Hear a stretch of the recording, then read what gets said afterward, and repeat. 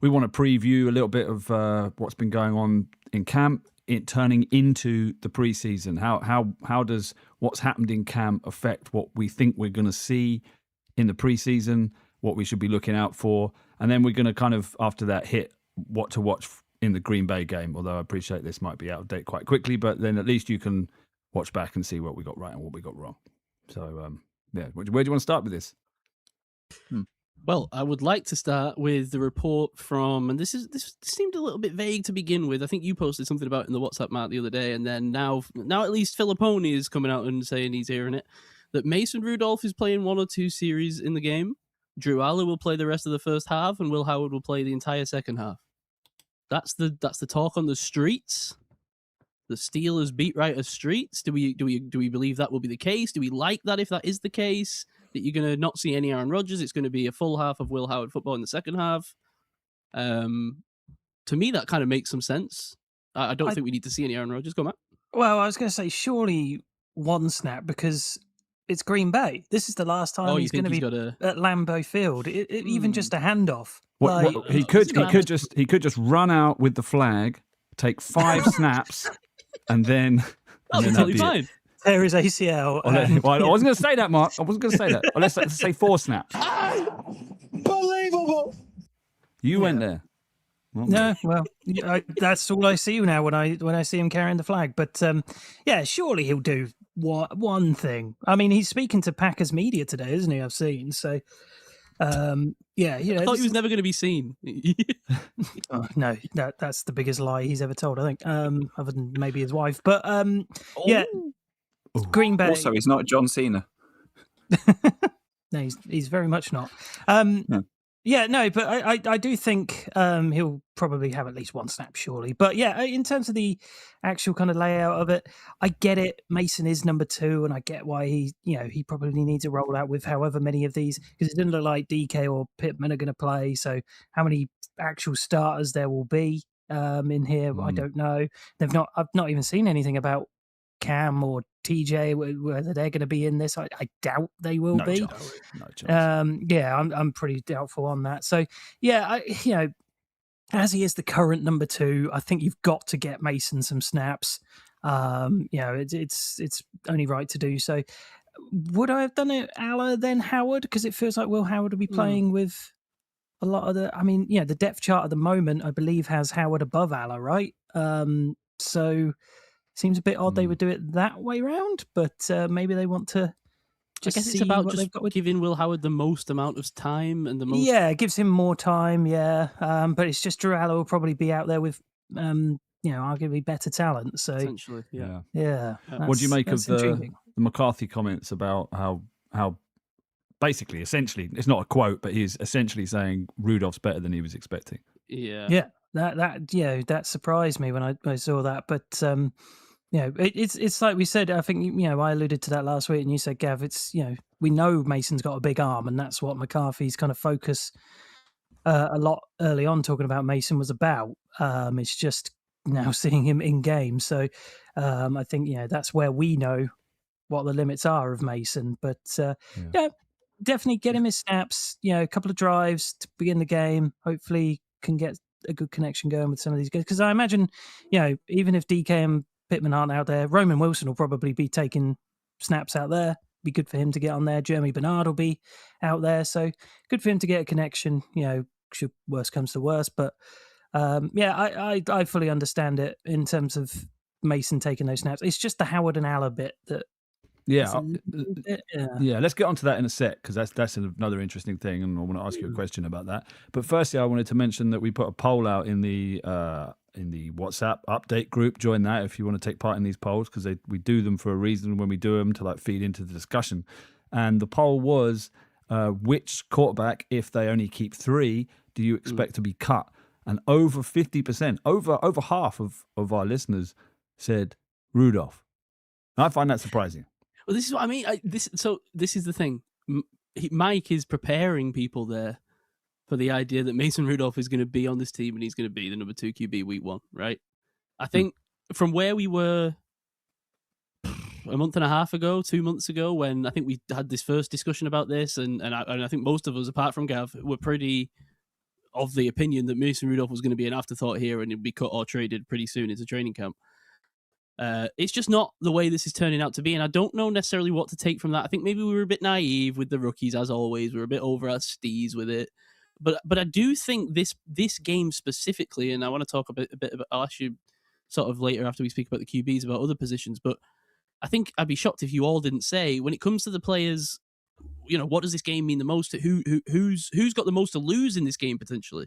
I think it's Will Howard. I agree. It definitely is Will Howard. I think Allah was obviously a 3rd round pick. Howard was, I think, a 5th round pick from memory. Yep. He is very much there's 4 quarterbacks. If Rodgers is obviously safe, if McCarthy's making positive comments about Rudolph, that to me then means that Howard is, maybe a bubble guy and maybe on the outside looking in come 53 cut down day, unless they do something crazy where they keep 4 QBs, maybe drop someone like a Toynan or somebody that's going to clear waivers and be able to come straight back to us. But I think Allah has potentially all the upside in the world if McCarthy can completely rebuild his game. He's very much like the strong arm QB that we know McCarthy likes. I don't know if he does like naturally kind of Howard's skill set, but I think Howard equally has the benefit that he's played in these big stadiums before, and I know I've probably waxed about this point to death already, but he's going to be ready for these sort of environments. I guess as all 4 of them will be really.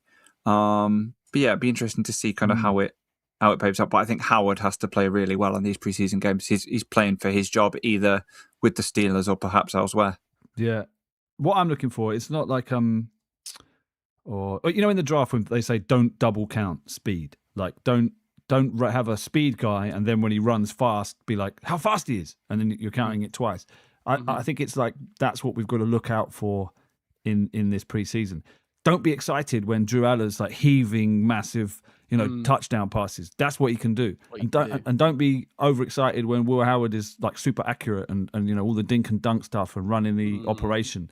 I want to see which one does what their weak side is, which is Will Howard's arm strength and the driving the ball downfield, and it's Drew Aller running the operation competently, smooth handoff, changing the protection at the line, and then accuracy, the easy gimme stuff, the lateral passes, West Coast stuff.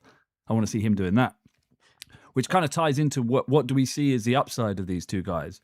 And I think I'm starting to come around to the fact that Drew Aller is boom or bust, but the boom is a franchise QB. I think Will Howard is probably less boom or bust, a bit more steady, but his upside might be capped at kind of almost Mason Rudolph, like a good backup / spot starter guy you can trust and bring in. Both are valuable. I'm not saying I want one over the other, but it's a shame they can't. It'd be great if they could keep 4, and I hope they do. Actually, I'm kind of leaning towards them keeping 4. But this is my theory. I think what you said there was a great point. But the thing is, I think the Steelers are now looking for a reason to not need, because the Steelers don't want to keep 4 quarterbacks in the when you remove the names from it, they would prefer to keep 3 quarterbacks or even 2 maybe, but probably 3 quarterbacks, right? They would prefer not to waste that 4th roster spot unless they absolutely have to, because they see something in both of these guys and they don't want to lose them to waivers or whatever. It's a guy you're not going to play, or you hope you right, never. Exactly. It's literally a waste of a roster spot for basically nothing more than the future, probably, unless you get into a duck situation. But let's not go there. Now, I think, and this, sorry about the police in the background. I live across the road from a police station. Coming for your bad takes. Drew Aller, I wonder if maybe what he does is maybe more important to Will Howard's prospects of making this team than anything that Will Howard can reasonably do. Because if Drew Aller shows up and looks, primed and professional and doesn't make any mistakes, or even if he does make some mistakes, just like recovers from them and doesn't collapse and looks good, I wonder if they kind of can take that as like, look, we've got Mason Rudolph on the roster. He's going to play if Aaron Rodgers goes down. Drew Aller is good enough now at this point as a rookie that we're confident enough in just like the basic operation of the offense with him in it that we don't need to be keeping this additional guy. Do you know what I mean? Like, it might not even really be anything to do with Will Howard, unless he goes out, obviously, and plays lights out. Who knows? But basically what I'm saying is, how much can Will Howard really do, given the situation that he's in, to to carve out this spot. The more I'm thinking about it logically, the more I'm like, what is the upside here? And how much is that upside worth the roster spot to Pittsburgh? It worries me a little bit because we've not seen any Will Howard. We've all been so excited about him. It feels like we've almost like pinned all these hopes to him for like 18 months. And I just situationally and stuff, it just feels like he could be out the door without barely a chance to say hello. I don't know. But the upside of him is that he comes in and his baseline is the accuracy and the smart football. But if he shows out that his arm strength has developed and he's really driving the ball, then you're thinking, hang on a minute, there's a baseline here that's way higher than Allah, and perhaps we would trust Howard going in as a backup, and maybe we can get rid of Rudolph. We can trade Rudolph for something. So that is maybe, a chance. Yeah, there's an outside chance that both guys impress, and like you say, maybe Mason Rudolph does become expandable. Mason Rudolph, that's a product that we could make available maybe. For women, or some or men, yeah, or men. Sexist. Anyone can buy the Mason Rudolph blow up doll, okay? How did we get there? At that juncture, the problem is with the Mason Rudolph inflatable doll is that it will let you down regularly. Oh, that's very good, very good. We've got some questions here about the preseason. I wanted to record our positions right now. Just for prosperity, and we'll check back in at some point or forget about it. But either way, let's do it now. So I'm going to say it's Rudolph or Howard, but it could be Allah. Who you saying doesn't make this if they keep 3? I'm not going to say that keeping 4 Howard. Isn't an option. That's an easy way out. So I've now fallen to Howard. So Sai is Howard to be cut. Mark, obviously Mason could be traded. I'll throw that caveat in there. But you're going to make me answer it, aren't you? Yes, the spreadsheet is here. Fence sitter Hansen. I'm no fence sitter on this case, but man, I just don't want to say Will Howard, but at this point, I really don't see. I mean, yeah, I just can't see how it wouldn't be him if it's going to be anybody at this point. If this is the plan for them, you're absolutely right. He's got to play out of his skin, I think, but. I mean, look at Skylar Thompson last year, who played out of his skin, and we all thought he was going to. It was amazing. Being number 2, yeah, that never happened, did it? No. But like, he did get robbed in Ireland in week 1, and then go in IR for like 9 weeks. Yeah, close enough.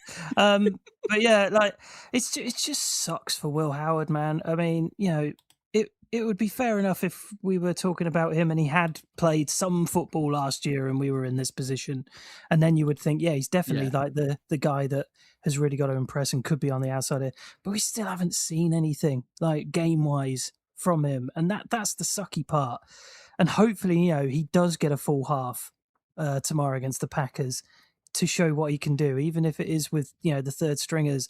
Just, give us all you can there, Will, because you really are playing for a spot here. But if we're talking right here, right now, as much as I hate it, I've got to say Will Howard. I just don't see a world where Mason Rudolph is cut from this team, unless, as you say, Allah and Howard absolutely light up the preseason, and they don't think that they need Rudolph. But that's the only scenario, and I just don't see in 3 games that happening. So I'll put Will Howard with a heavy heart. Okay. Yes, absolutely. Ketts? I'm going to go heart over head and say Rudolph. Ooh, okay. I'm going to hope he throws up a loose ball, gets picked, and it just cuts over to McCarthy at the sidelines with his hands on his hips. Can I just say something?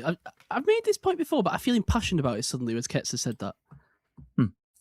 The last couple of weeks I've said, like, I want rid of Mason Rudolph just because he's like the most boring and we've seen it before and I'm tired of it. And I understand it's like probably smart to keep him. But just as you said that, Ketts, about the ball floating up in the air, it just like Vietnam flashbacks. My brain went back. You pictured it, didn't you? Yeah, like my brain went back to like the time. I can't even remember a specific game, but I feel like it's happened like multiple times where like this, it's like the moment after the season has been lost, right? Like the season already feels like it's just gone down the pan, like already. And then Mason Rudolph shows up and he's like a wet blanket. And like the first thing he does in the next drive is just toss up like a ball straight up in the sky in like a 90-degree angle and just falls to the next guy. You know what I mean? I feel like I've seen that like 3 times now. And maybe I'm just increasing the number of times I've seen it each time I say it. Or the ball zings behind a crosser on third down that falls into the ground. This is my question to you then, Gav. given that's the case, like this feels like one of these things that we do every year, right? Where we come to training camp, we go, well, it kind of is the smart thing to keep the veteran guy who knows what he's doing. To think about how he knows what he's doing, and then when it comes to it, you put him in and he's shit. Why not just keep? I know this is the same thing I've been saying before, but like it just what you said, Ketts, like just picturing it made me just like feel a bit even more strongly about it. Just keep the other guys, even if they're worse. Do you think that Mason playoff run saved him? Oh, well, actually, no. Actually, it probably didn't because he still went over to the Titans after that. So, yeah, even treading over my own point there. But I do think that playoff run where he actually managed to get us to a winning season and managed to help us into the playoffs, I do think that gave him a lot of bonus points. Definitely. That's the whole point. Exactly, yeah. This is a different coaching unit, but still, they will have seen that and gone, well, actually, you know what? This guy has got something. It's not a lot, but he's got something. Yeah, it's all the intangibles. It's the leadership and the knowing the play calling and having some cadence. These college kids, they comes out, half of them clap to get the ball snap. He's been around. He's a professional. He's a professional player. These guys are a rookie and a sophomore. Howard He's a professional ass chaser. I've seen the Tinder profiles. Get him out of here. I was literally just about to say, melon, though. I was about to say the boy can't even score on Tinder, but you've took the sting out of that sigh, so never mind. Is he on Carry the on. special Tinder for the fancy people? Do you think, or does he not? No, of course not. He's on regular Tinder. God. Yeah, but you've got to have like that has to function in other cities. You can't just be LA. Like you have to have slightly less famous people if available. David Draymond of Disturbed is on regular Tinder, then so is Mason. Well, sometimes you're looking for the not so classy lasses, you know. Okay. Gav, that was a knowing giggle from Gav. Sorry, I'm now thinking of so many Disturbed chat-up lines. It's hilarious.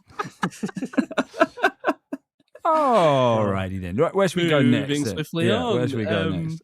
Well, I want to talk about, and then, well, actually, do you know what? Before we jump into another position or anything, what I would like us to do is go around, just each of us, who is the other guy, and I'm sorry if maybe one of us takes one that the other would have said or whatever, but like, who is the guy that you're most looking forward to, or you think it means the most to, from the rest of the team, outside of the QB, the Will Howard? I've got an easy answer for this, and it's made easier by the fact that I now know that it looks like he will play after some concerning injury news. But I'm ready to see Eli Heidenreich out there. I really want to see what he's got. Exactly.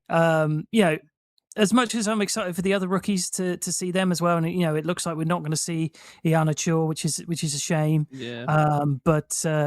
Eli Heidenreich, man. Now that it looks like he's possibly healthy enough to go for this game, because he is the guy, a lot like Will Howard, where I think he is really having to play, early on for a spot here.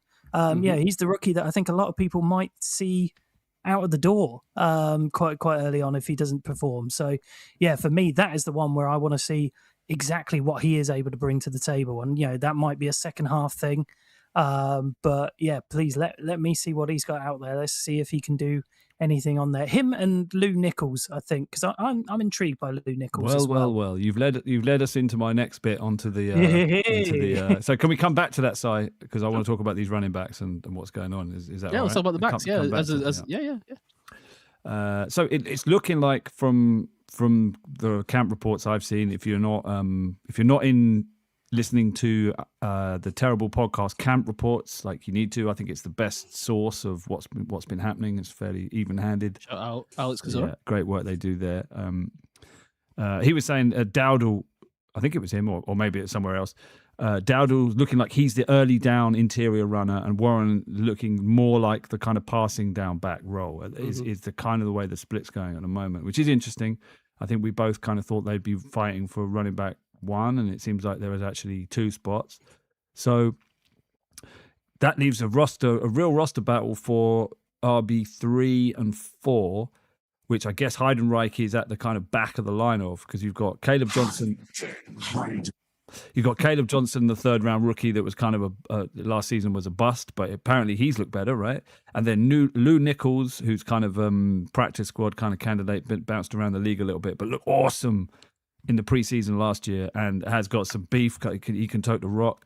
Then you've got Travis Homer, who's kind of the special teams guy, another experienced veteran, been around. I think he's probably going to make the team, which doesn't really leave too many spots. So again, I wanted to ask you, who do you think is making, if they carry 4 running backs, which is, they have done before. You usually think the last one being a special teamer, so that could be between Homer and Heidenreich. Then who have you got here? Who have you got? So let's go around the horn here. I had a great saying this week about running backs. You need a pair and a spare. So that's kind of the 2 main backs. Your backup running back. Hey, I think that's a good saying. And then you need obviously an additional with special teams upside or whatever it might be. Wait, how does that fit into the? Hang on a minute. A pair and a what was it? A pair and a spare. And a spare.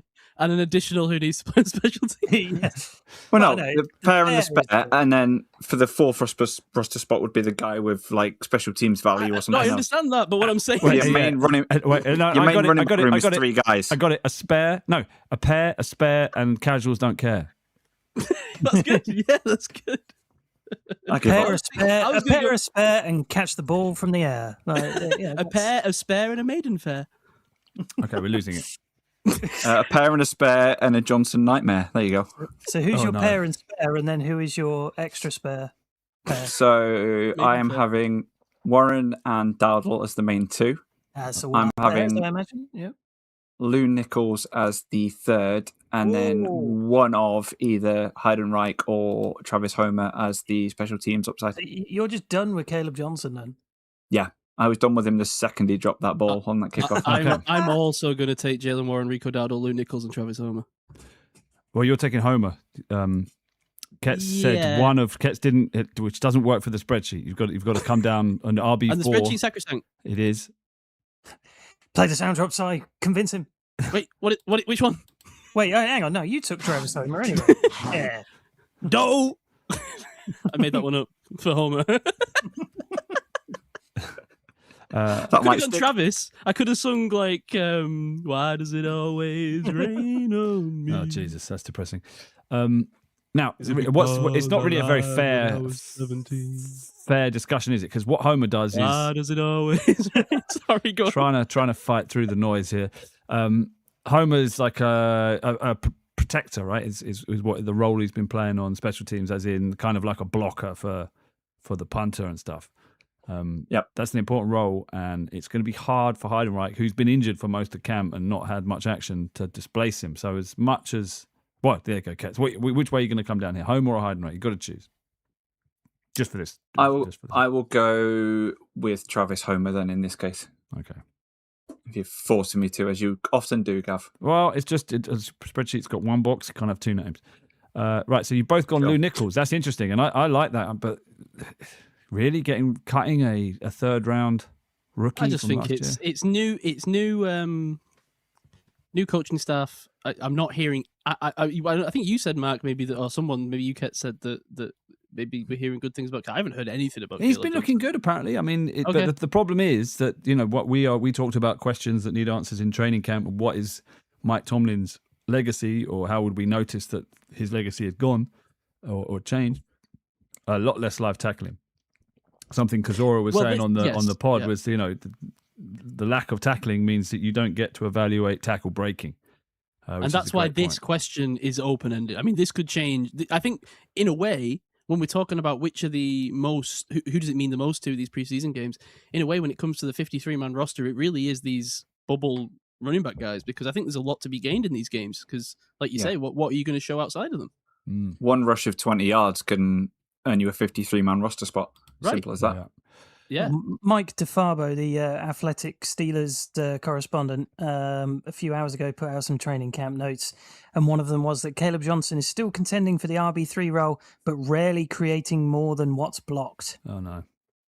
So that's not ideal. It just feels, and again, sometimes feelings can be one thing and then the decisions are another, but it feels like Lou Nichols is gaining momentum, and I'm hearing nothing about Caleb Johnson. That's how it feels to me. Yeah. It also feels like Eli Heidenreich is potentially going to be a little bit more practice squad stashy than we maybe expected. Yeah. Yeah.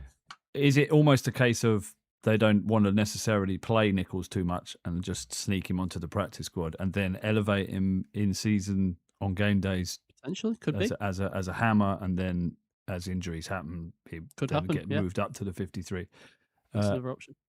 Go on, Mark. What are you saying? Who's your RB3 behind the Warren and Dowdle? You know what? As much as I just said what I just said there, I think it's going to be Caleb Johnson.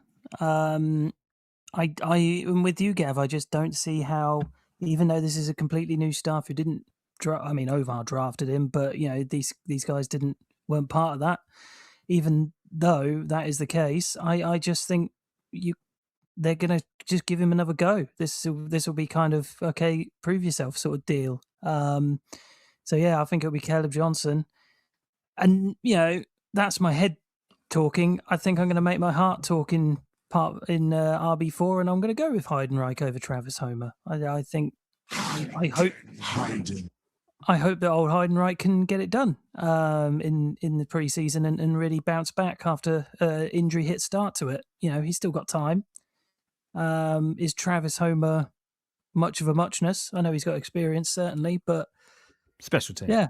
It's all about special teams. That's exactly it. But interesting to see what Heidenreich can provide as well. So yeah, I'm going to say that Caleb Johnson bounces back a little bit, does enough to get a spot here. I like Lou Nichols, don't get me wrong.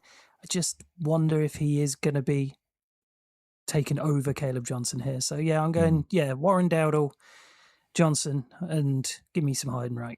Yeah, I'm kind of with you on the Johnson thing. I think it would be much easier to sneak Nichols onto the practice squad than Johnson. I think he'll get claimed. He has got feature back upside as well, hasn't he? I mean, we haven't seen anything near it, but that was why they took him. He's the beef. If 224 pounds, 6'1".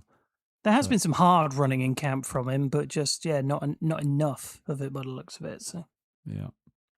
I think all of these backs are every time they take the ball in the game, they're holding their career in their hands and they're trying to advance it as many yards as they can, literally, with a view to whichever one does the best probably makes the team.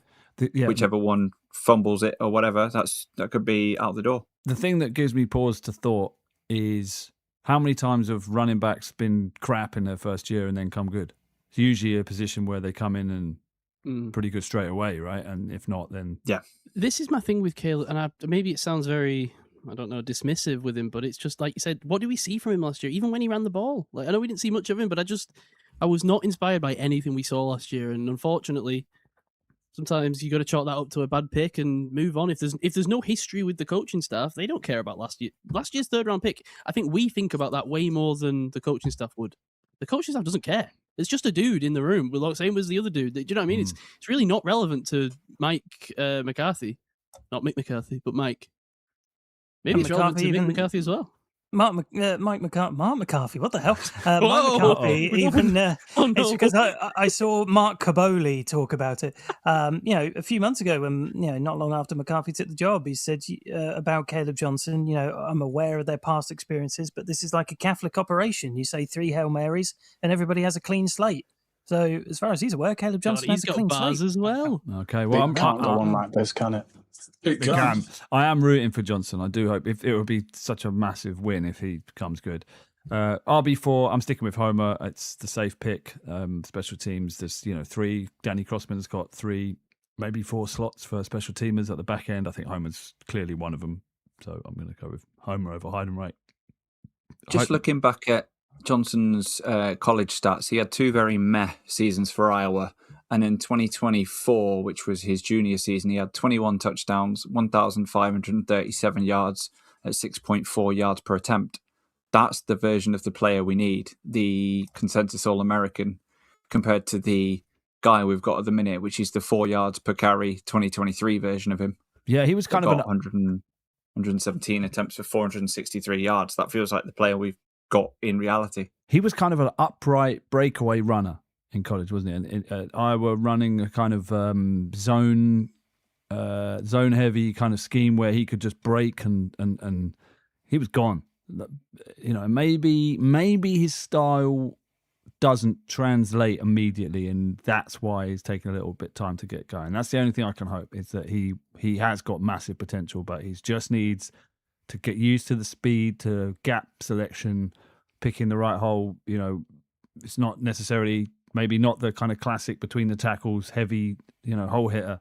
More of a kind of, you know, pick your crease, pick your seam, go against the blocking. You know, maybe there's a bit of that, but yeah, this is it. I think this season is it for him. Otherwise, I'm out. Agreed. All right, where should we go next? Si? I was going to be honest, I was going to answer Lou Nichols my own question, so I need to find a different answer. Mac, who would you say? Have you got an answer for someone you're excited to see? I gave mine about Heidenreich and. You Heidenreich, Ketts? Nowakowski, just to be a little bit different. I want to see, and we might not necessarily see it in preseason because they're going to keep it very vanilla, but I want to see what usage they get out of him. Whether they do like QB or fullback sneaks in this instance, not a QB sneak.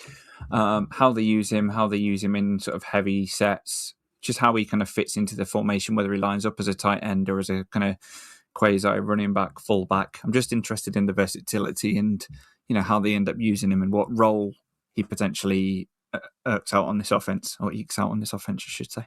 You stole Gav's bit. You did. I imagine. You did. Yeah, it was going to be Nowakowski was my pick for that bit, but it's fine. But you also brought in quasi rather than quasi, which I quite like. Quasi sounds more like space galactic. So well done. It is quasi. We've had this discussion. It's quasi. It is quasi. But anyway. It's quasi. It's a north-south thing. We're not going there yet. Yeah. Quasi. Sounds... I'm going to call up my pal Andy and make sure that he makes sure to pass a bill that says that it's quasi. Quasi. I'm with you, Ketts. I'm very excited to see that. And that leads on to my next question, actually, and the next thing, which is, so we know they're keeping Freiermuth and Washington, and I do perhaps have to put my hands up and go, looks like Freiermuth might be tight end one. He's getting good camp reports, nice connection with Rodgers, so maybe you guys are right and I was wrong about that one. You're hooked to the idea that there has to be a tight end and a running back one. Again, we might have been right or wrong, but I'm happy to say they're just both tight end one. They're just different roles. There's a first name you put in the column, and who is that guy? I've realised that's the problem. You're a column guy. I'm a column guy. Gavin must spreadsheet. He's a columnist. Damn columnists. That's all it is. I want to know who is the first name on the list. Who's your starter? So we know that anyway. So we know they're both going to be on the team. It's not a problem.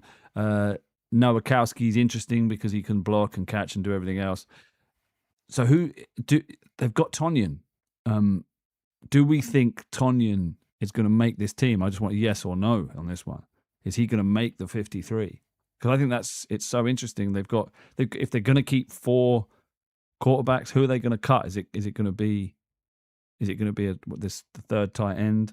Is it going to be a certain linebacker that we may come back to? I'm going to say yes right now, but I haven't done the math. So maybe I need to go away and do the math and really think about whether that's possible with Riley Nowakowski and 4 running backs. But I think they're more likely to carry those 3 tight ends and Nowakowski and to only take 3 running backs than the other way around, in my opinion. Okay. I think Tonyan is the 54th guy that they know that they can potentially cut, knowing full well that he won't go anywhere and he will come back onto the practice squad. Won't he though? Like, possible. Ton of experience. Like, there might be a needy team out there for a tight end 3 spot. I don't know. Needy team for a tight end 3? Really? It could be. If there's you use big tight end sets, maybe there is a needy team out there for him. He's kind of a all rounder, like kind of mid at everything, right? He's decent, okay at blocking, okay at pass catching. Is that fair, or is he? I don't view him as an out and out blocker, and I don't view him as an out and out pass catcher. So maybe he is an ideal tight end 3. Yeah, and not only that, but he's got a lot of experience. People seem to love him in the building. I've not stopped hearing about him all training. Rodgers obviously loves him, doesn't he? Yeah, with the experience. Yeah, I got it again. This comes down to me as another thing where it's like maybe you would. This guy, I think you would pencil in as the kind of situation he's come in under. He's not going to make it under a Mike Tomlin training camp. I think at the end of the day, this is not going to be like a Mike Tomlin training camp in terms of the 53-man roster decision. It's going to be what 53 men did Mike McCarthy want in the room, and I think Robert Tonyan's going to be one of them. Yeah, definitely one to watch. It's going to be so. I think he's going to get a lot of rub in this game, so we'll see. I realised the question I asked lent to non-decisive answers, so I'm going to say not yes or no, but cut or keep. So, Sai, cut or keep? Tonyan. Keep. Okay, Mark. Keep. Ketts. Cut. What do you call it? Can't say that. And I'm with you as well. So that's we sort of similarly split on all of these. Yeah. Keep, cut. Okay. Interesting. Right. So that was me and Ketts selecting Nowakowski for our most interesting player that we're most excited for. Can we do a defense one as well? Is that? Yes. I suppose we have all picked offense there. Yeah, we have. So that works. I can't wait to see Gabriel Rubio. Is he going to play? That's an interesting one. I think he will. I want to see what he looks like. I think he'll be a second half guy, but I've heard very good things out of camp about Gabriel Rubio. Really, really good things. So I am actually very intrigued as well. I'll probably pick someone different. I'll let you have that, Si. To be I don't honest, know if that might be Gav's one. Well, there's a few guys on defense who I'm just excited just to see what they literally look like. Kevin Jobody Jr. What does he look like? Let's find out. Yeah, because what we've got now they usually carry either 6 or 7 D linemen. I'd say there's 5 locks. Is that fair? Who are those locks? So Derek Harmon, Yaya Black, Cameron Hayward, Keanu Benton, Sebastian Joseph Day. Right, yeah. that's your 5, and then you've got 6/7, depending how they feel they are. Now it's such a strong group; they might just go with 6, so they might just be one guy. But let's just list 2 guys just for sake. Now, I personally, I think Rubio's the front runner here. I think he's lined in at 6, and it fits in with he's as I said in the draft why I clocked him in April and found him before seemingly anyone else apart from the Steelers is his size. He's a perfect Loudermilk. 6'5", 321 pounds. That's ideal for a 3-4 defensive end and not much else. They need that size. He can, hold up against the run. Not going to do much against the pass. Never going to see him on TV with a highlight, but he's out there doing a good job. So for me, it's Rubio in 6, and then there's 4 dudes to choose from: Otumwewo, Jobity, as you mentioned, Dean Lowry, who's a veteran and has experience with Mike McCarthy or the Logan Lee thing. I think you're going Logan Lee. We've said it enough, but I think that's just one that just has not worked out. I think if it's 7, I think you go Rubio, and I think you go Otumwewo for what he produced last year. I just wonder if Dean Lowry's probably not going to make this. I think I would probably go with Otumwewo over Lowry. I don't see it with Logan Lee this year. I just don't think he's not making that team. I don't know much about Anthony Goodlow really in the grand scheme of things, and haven't heard a great deal. So we'll see if any of these other guys can make a play. This is the thing. I think they'd have to make some standout play on special teams or in the second half of one of these games. Like a kind of Kevin Jobody Jr. who was a hype. I know you laugh at the name. He was the most hyped free agent UDFA signing this year. We gave him a relatively decent signing bonus for what was a very small class because we had a lot of draft picks. So, can he make a play? Can he make a case to be, like you say, if there's a free space going on this defensive line and nobody's jumping out to grab it, maybe they take a young guy, But I think it would have to be that something, they show out in a game situation. Otherwise, I agree. Gabriel Rubio and Cezio Mayo. And I agree with you, Gav. I think if there's just 6, I do think Rubio is the front runner. Yeah. Of it. All right. Yeah. So you're all going Otumwewo for 7. Yep. Ketts? I was exactly the same. Nothing to add. Okay. Oh, maybe I'll go Jobity. Lee. I might go Jobity. Maybe I'll go Jobity just Jobity. I'm going to back Jobity. Let's back Jobity. Do you think Jobity's going to be claimed on waivers? If he's... Well, no, good point. Fair enough. No, I think all right. Max convinced me. Yeah, fair enough. Yeah. Otumwewo probably would be. So this is the thing with waivers now, right? You can get so many guys to waivers now that those spaces are basically not valuable anymore. Like at least not in terms of decision making for the 53. You can just get if you think you can get someone on the practice squad, then you're going to do it. Yeah. Yeah, interesting. I mean, I think Otumwewu is the never been able to say his name. The sensible pick here, but I'm actually going to go with Logan Lee. I know he's underweight and he's been injured. But is this because you've not got Isaiah Loudermilk anymore to keep like parading over my head? It's like, look. No, I've got Rubio now. Don't worry, I'm going to be Rubioing all over you for a long time. Oh, Jesus. No, Logan Lee, I think is a bit of a special teams guy, and also I think he could. Wasn't he the backup emergency long snapper? So I think there's some value there. Oh, Wait, we definitely need to keep him. I will just say, Logan Lee has not been practicing. No, he's not. He's been injured. Yeah, he's been injured. Yeah. So a big concern there. Yeah, that is a concern. So maybe he's not showing what he can do to this new staff. But I think, in terms of, I don't think they really need to keep a 7th D lineman. I think No, I don't think they do. I don't think they do. I think that's the front 6, including Rubio, are so strong. There's much more pressing parts of the roster that need additions, like quarterback, or like, as we've said, the special teams people in running back, or Tonyan. So I think that it's quite an easy decision to go 6. But I'm just going to put Lee there just as a special teams candidate, as it's kind of, what is he, 3rd year, and long snapper. So I think really the answer is they go with 6. So that's why I'm going with Lee, just as a little.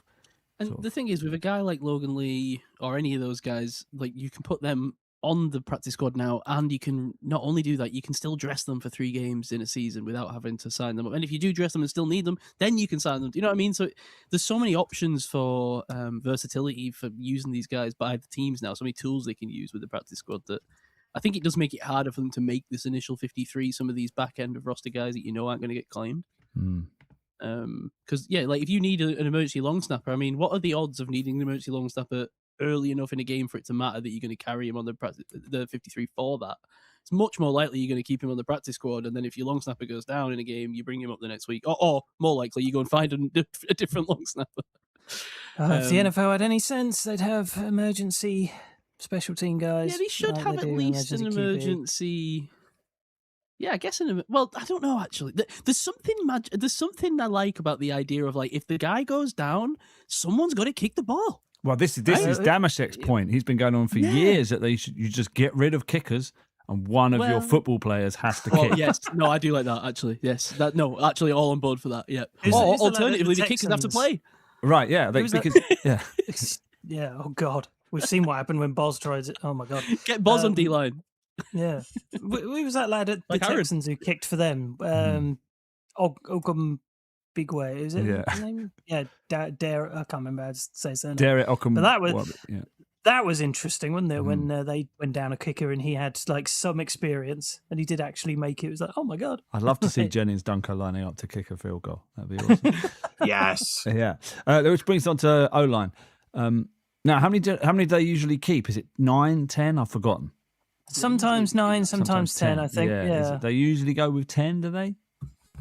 I Depends can't on the remember. year. I can't remember. Depends on that. Yeah. So obviously we've got the starting 5 plus, starting 4 plus whoever plays right tackle out of Cook, Jones, or Ihanacho, but they're all going to make the roster. Then Dunker, and it seems like Hoffman is a bit of a lock. Do you agree with that one? It seems like the sound coming. Feels like it, yeah, from what's been said, yeah. So does that mean that Ryan McCullum is the 10th name there on the depth chart? Because Hoffman gives you some potential centre, doesn't he? He's a bit of can move around a bit. So does Dunker, I think, didn't he? And Dunker taking some centre snaps as well. I'm hearing whispers about Doug Nestor being potentially a guy who's pushing to make the team. Yeah. Is Jack Driscoll as another tackle? Stephen Jones, I've heard interesting things about as well. Like, I think it's a decently depth.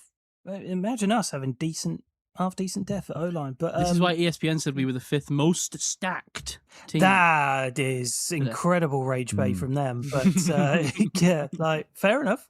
But yeah, I kind of feel bad for Ryan McCullum because I actually do think he has done a serviceable job in the past when needed. Is he going to get pipped by one of these other guys? I think it might be McCullum if there is that 10th, though. I think I've kind of nailed my flag to that. What's the phrase? I don't know. Mast.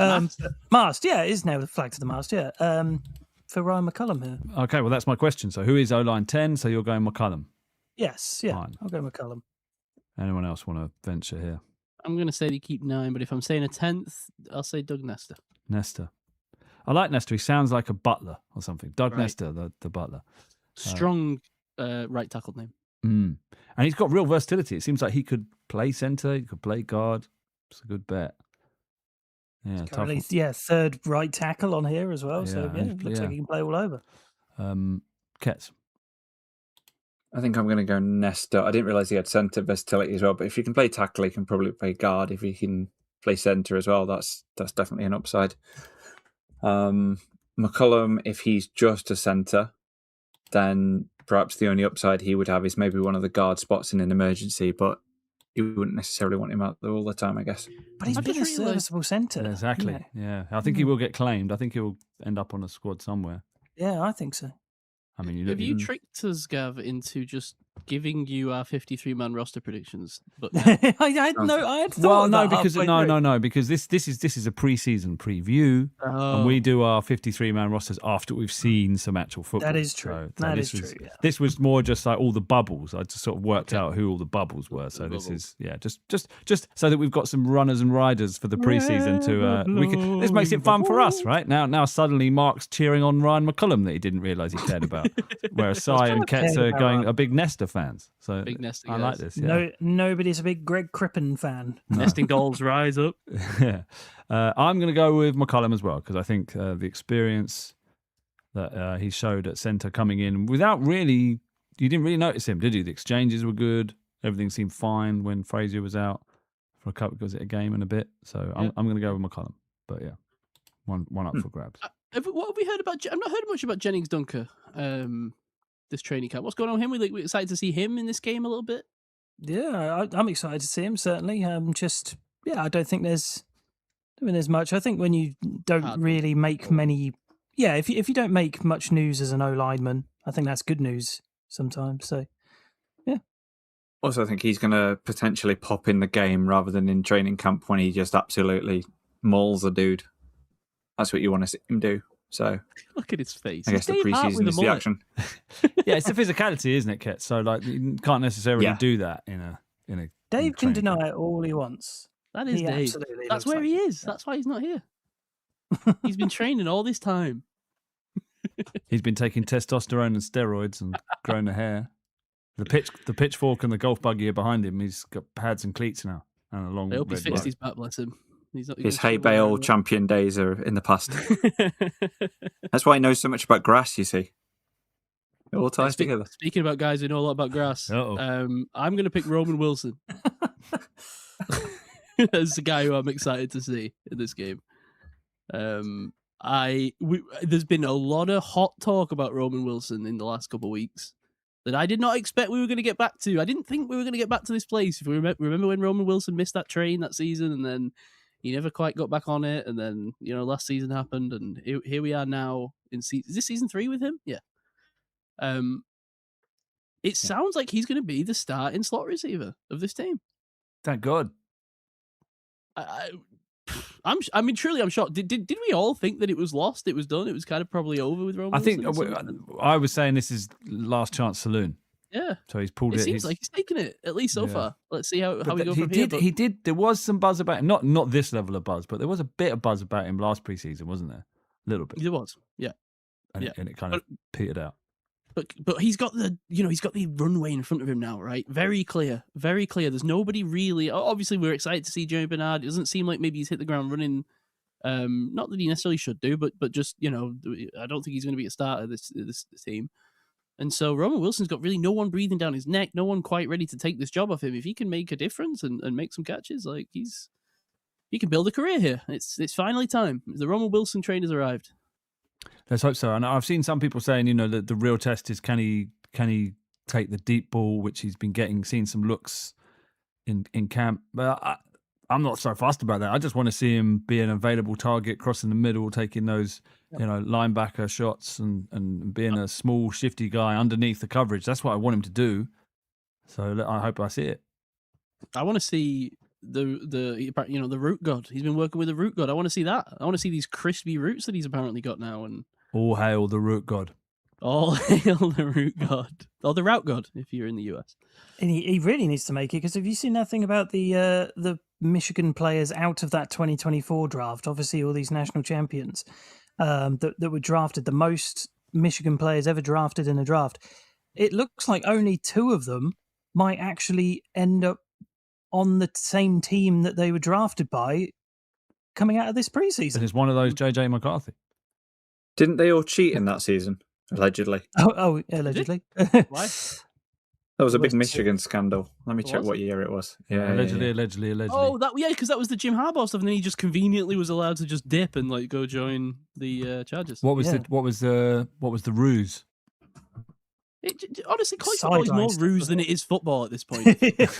Yeah, some sideline stuff, I think, was... Everything's a ruse in college.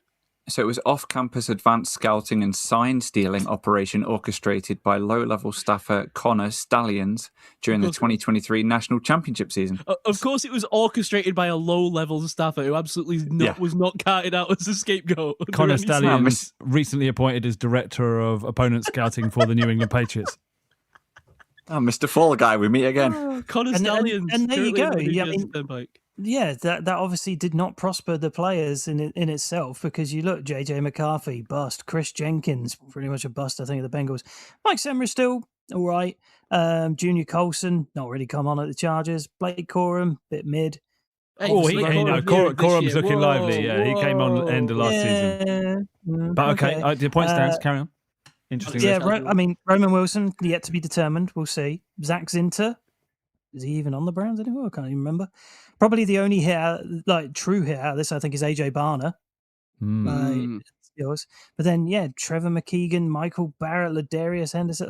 All of these guys just not made it. So that group of Michigan players that just came off a national championship, vast majority of them, oh dear. So don't let Roman Wilson be just another one of those guys. Just another page in your diary, babe. Exactly. Yes.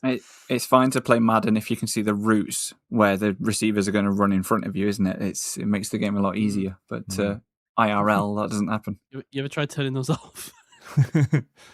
No, God. Can you turn those off? You must be able to. I think so. All right. Anyway. Well, who else he's not my pick because I've already made my pick on offense for Make more picks. Noah Kowski. But I am interested to see what Cornell Powell can do, who's only just come in but might get some rub in the end of this game. Now, Cornell Powell, didn't he go to appease Hitler? No, it was Colin Powell. Carry on. Colin Powell. Colin Powell was. Who is it? That was the Iraq War. Who's Colin Powell? He was. Wasn't he George W. Bush's? Was he one of the part of the neocons? Who was the guy who went to appease Hitler? Who was that guy? I know who you're talking about. I've lost his name. Enoch Powell. Enoch Powell was the Rivers of Blood guy. Enoch Powell, that's who I'm thinking of. I'm thinking of Enoch Powell. He definitely wasn't an appeaser. I think he was the other end of the spectrum in terms of forthrightness. He was saying that he wrote this. Right. See, this is A-level history all getting mixed up in my head. Let's move on. Talk to me.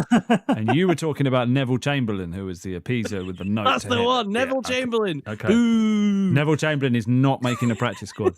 No, but never say that this podcast is not educational, ladies and gentlemen.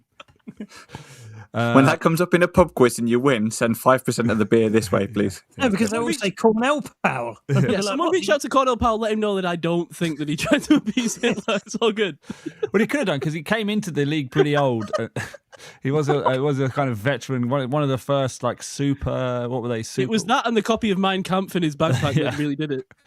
What was it? Super rookies? What were they called? Like when they had 17 years of playing time? With the COVID year. Super seniors. Yeah, super seniors. That's it. Thank you. So Cornell Powell was one of them, and he was literally 85 coming out of college. But in his last year for Clemson, he was pretty dominant. But was it because he was a man and he was playing against 19-year-olds? And it might have been because he's kind of been waived, and he's now 28. He's been in the league. Well, it says we experienced 1 year. That's not right. When was the draft here? 21. So yeah, he's been in the league a while.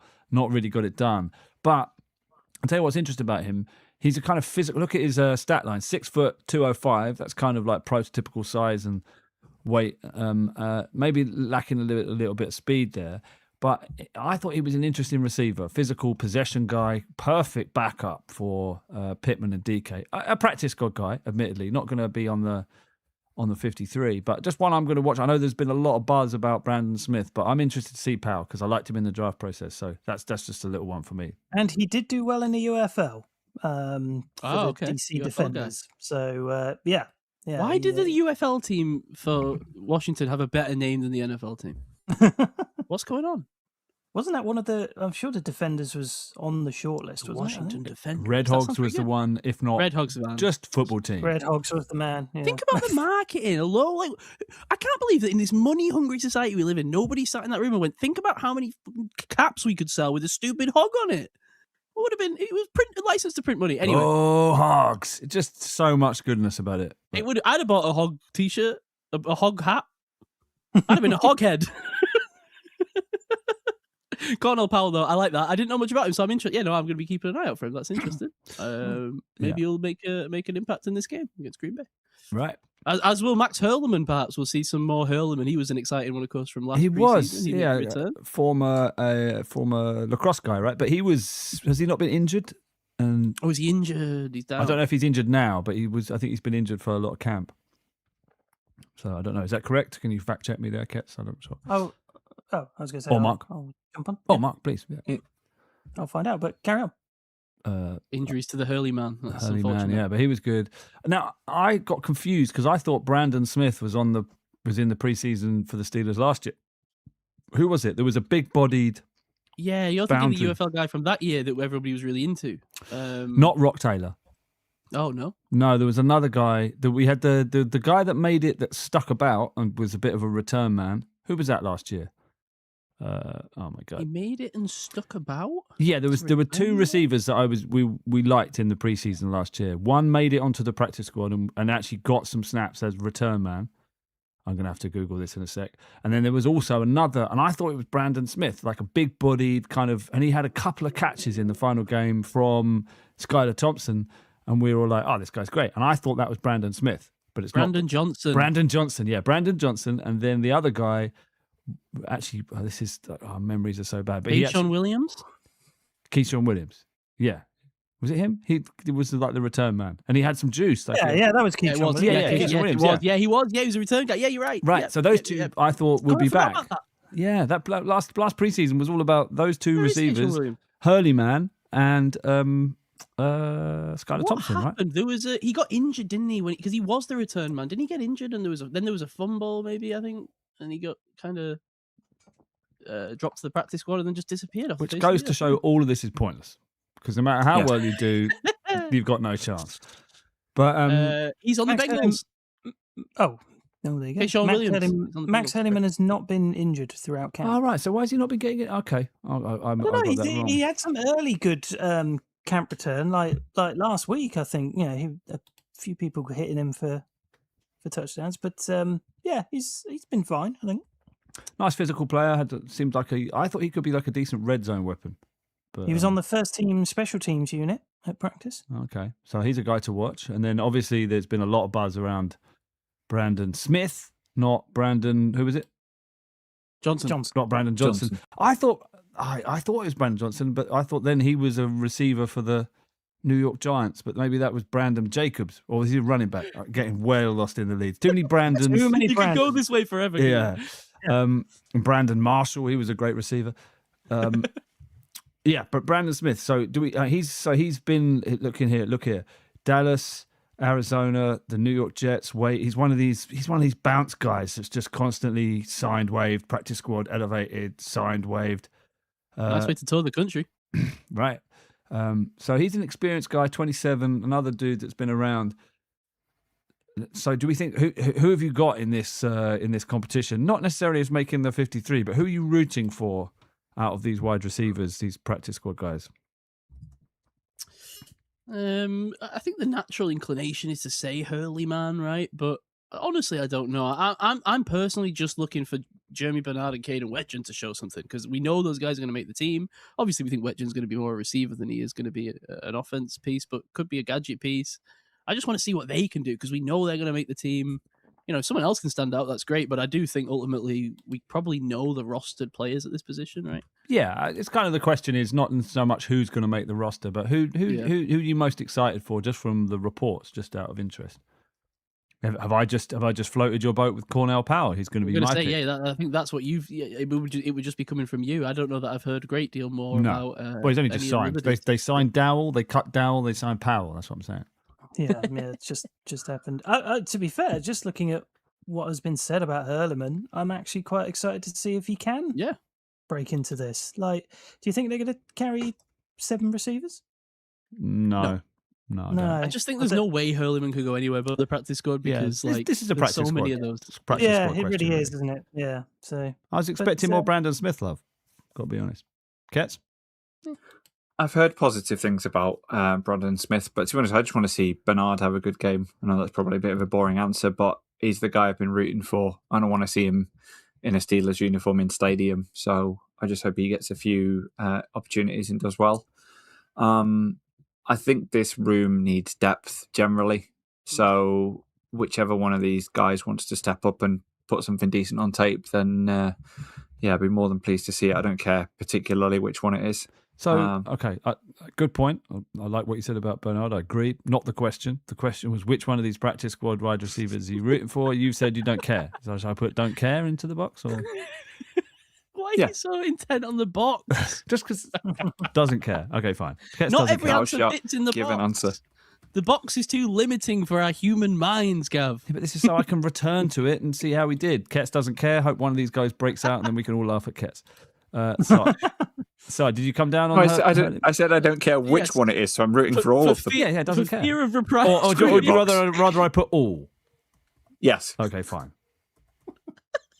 I don't want you to think that I'm dispassionate about these wide receiver depth pieces. Okay, rooting for all. In fact, actually, I'm going to root so hard for every single catch that you get sick of me. All is spelled HURLEMAN. So that's just the image of Ketts rooting hard. Si. Thanks. Yes, for fear of reprisal, if I don't choose it's no reprisal, it's just I'll pick Max Hurleman. Okay, fine, good. I like it. That was a bonus one. That wasn't even on the list originally. I just came up with it just now, and I'm glad I did. It was good. In the box, can you just put equals VLOOKUP, 1-3, just to screw your Excel sheet up? Right. Where should we go next then? We haven't picked our players to watch on defense, or should we talk about the linebackers? Up to you, Si, as our leader. That feels like the same thing. The linebackers are one element of the defense, so let's go there. Okay. Ding! Yes, I think the linebackers are on the defensive unit. Correct. I don't think this is as kind of interesting as everywhere else. No. Does this almost feel set? Like, could Jamin Davis maybe have a case somewhere, but otherwise, I think it would just be 4 edge, 4 maybe 5 inside, and call it a day. It doesn't really feel like there's many challenges, does there? I guess the interesting thing is Bruner, who showed out on special teams, has clearly leapfrogged Malik Harrison. So I guess the question is, do we think Harrison's going to get cut? Is he going to get? Is Harrison going to get cut? Yes.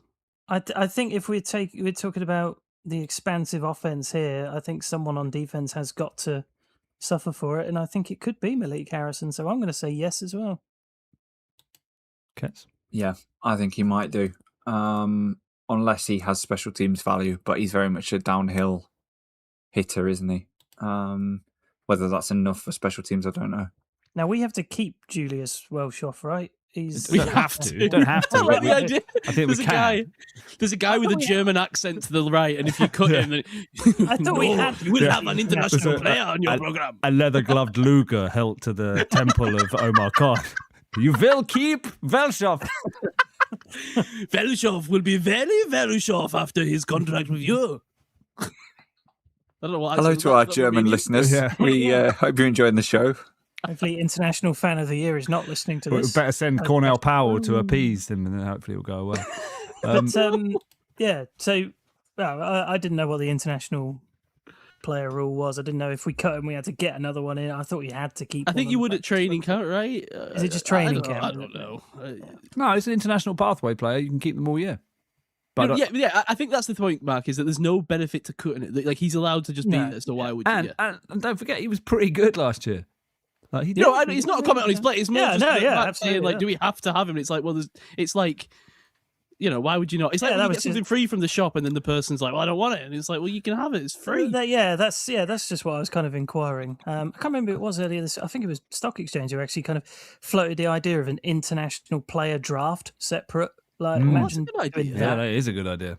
Oh, how cool would that be? Think about the night. You could do it in different countries. Oh my god, that'd be mint. That'd be so good. That would be really good. Would the players as opposed to the actual draft that's literally done in different countries, up to and including a Ravens draft in Manchester. Ooh. But, they draft picks. We're talking about our whole facts get in the way. Yeah, we're talking about the whole thing. But I thought Welshoff was the best sort of backup outside linebacker in the preseason last year. But he got injured, didn't he? And that's why he couldn't play. And then he was on IR for most of the time. Yeah. But he had like a bit of power to him. Looked a little bit of bend. Kind of more of your kind of Highsmith than your TJ Watt. But I thought he showed something. I'm not surprised. The question is, if you're going to carry those four main guys, if one of them does go down, who is the guy to jump in? There is it Welshoff or is it Jamin Davis? Because that's all we've got by the looks of it. This is why I'm going to say they keep Harrison, because I think Harrison can give you in a pinch a little bit of edge over. I don't think Jamin Davis is going to make it. I actually quite like Jacoby Windman in the preseason last year, but I think Harrison's got higher. Is just a higher quality player, so I'm going to say they keep Harrison as a backup inside and outside linebacker. Is that nuts? It's not nuts. I'm just trying to see where the roster space is at the moment, considering what we've already talked about. They might do it though. I mean, look, maybe when you carve out the other roster spots, they do find a spot, and they would like that. If you only keep 6 D linemen, then maybe there is a world where you keep that extra. Yeah. Yeah. This is the point of this exercise. These are all the bubble guys. I think a lot of people are running Harrison off the squad. So Harrison could potentially be in competition with Otto Maywew or Logan Lee or some of these secondary guys, even, right? Will Howard, as depth defensive. Heidenreich, yeah. It's that special teams kind of 52, 53 kind of position, isn't it? I've not really heard much about these guys in camp as well, though. Like, outside of a little bit of Bruner, there's not been. Well, I mean, other than Peyton Wilson, who seems to be. Peyton Wilson seems to be setting the world alight. Little bit of Sawyer. Definitely. It seems like he's expanding his role, and it would be a lot of Queen and Wilson with Bruner backing up and Holcomb. Holcomb doing some good work on special teams as well. So, yeah. I don't think there's too much to chat here. It's just more about Harrison, really, isn't it? Yeah. All right. Where do you want to go next? I've got. Should we just carry on down this list I've got here of these bubble things before we move on? I think we're on your list, Gav. Okay, we're on your the train. list. We're just waiting for you to take it to the station. All right. So we've got two more questions, really, or two more positions. Who is going to be cornerback 6? Because we've got, if there is one held, because I think it's such a strong group of corners, the best I can remember in Porter, Dean, Ramsey, Everett, Asante Samuel. So is it Brandon Eccles? Eccles, yeah. I can't imagine there's really any. Yeah, I mean, unless Dante Kent, but Dante Kent's been so hit from injury, and can he do enough? I thought we cut Daryl Porter. Is he back? He's back. He's back. Yeah. So then, is there a 7? No, it's possible, but I doubt it. Again, yeah. To me, it's just such a clean 6. Yeah, yeah. It is. So who would be that 7? Let's put our names in the boxes here. Maybe either Kent or Slaughter, but I think that'd be Dante Kent. I think he's the front runner at least. I can't really see Daryl Porter or Devin Boyking. Porter did get some rub, didn't he, last year? Came in when Joey Porter was out, didn't we swapped one Porter for another? I seem to remember. The other Porter's in, and he was not great. So. Well, he's good enough for them to keep him around. Well, to the point, I thought we'd cut him. Maybe we just put him back. But Any other names? So are you all going Ketts? What are you saying?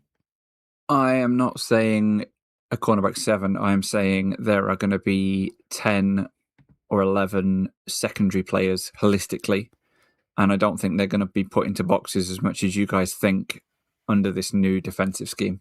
Well, you're going to like this because I've got boxes to fill for safeties as well. So. He wants versatile chess pieces. So I think he just takes the 10, if not 11 best combination guys, nickel, corners, safeties holistically. That's fair. That is fair. But the point of this exercise is to try and identify who are the people that are pushing that who are on the bubble there. So looking at the depth chart, you've got Jack Henderson, Brandon Eccles, Sebastian Castro. Those are your guys. Okay, well, we'll come back to you in a second. We'll leave Gav, I worry that we've fallen. We've become prisoners of the spreadsheet. There was one sacrosanct. Slightly, yeah. But I just want answers. He's now run rampant with power. It's gone to my head, and I demand answers. Waving the spreadsheet around like crazy. I'm actually going to say, go on. I can't wait for the moment when you look at this. You look down at the spreadsheet and realize that what you've created is the depth chart. That's kind of what I'm doing here. Yeah, it's the bubble chart. This is the bubble list, the bubble T. How many gaps are there in your spreadsheet holistically? How many players? Is it 53? No, I've got. If it's not 53, don't come at me with who's cornerback 7. If your total list doesn't add up to 53, it is null and void. It's not about that. Control delete it out of the world. It's not that because we're not in the 53 conversation yet. We're in the who are the players to watch for our listeners and for us. Who should we be watching? Who do we think's got a chance? That's a different question. The answer to that is Asante Samuel Jr., who has had a fantastic camp from the news that's coming out. He's a lock. Yeah, I agree with you. You're absolutely right. 100%. They've got a steal. They've won it. He's over his back injury. It seems like he's making plays. Absolutely, but I think he's a lock for the roster, so I don't think we need to worry about Asante Samuel. Or are you saying you're worried about him not making the team? No, I think he's going to make the team. I think he's maybe someone at the start of camp that might not have been an automatic lock, but I think as we've gone through the process, I think he now is. Fair enough. Two guys I'm excited to look at are Robert Spears-Jennings and Dalen Everett. Watching some of the wide receiver draft stuff, by the way, Dalen Everett just pops off the tape every game you see. Insert name of random college wide receiver versus Georgia. He just looks awesome. He's out there making plays, popping the ball out. He's just absolutely brilliant. So, yeah, I think we've got a real steal with Dalen Everett. The more tape I've watched sort of NCAA-wise recently, the more I've liked him. So you could ask why was he available? Why was he available in the third round? Simon, you understand the point of this exercise. Who are you saying is quarterback 7? Cornerback 7. Yeah, who's the guy that's pushing those top 6 or pushing Eccles for this? Dante Kent, I would say. He's probably the next guy on the list. Yeah. Also literally is the next guy on the list.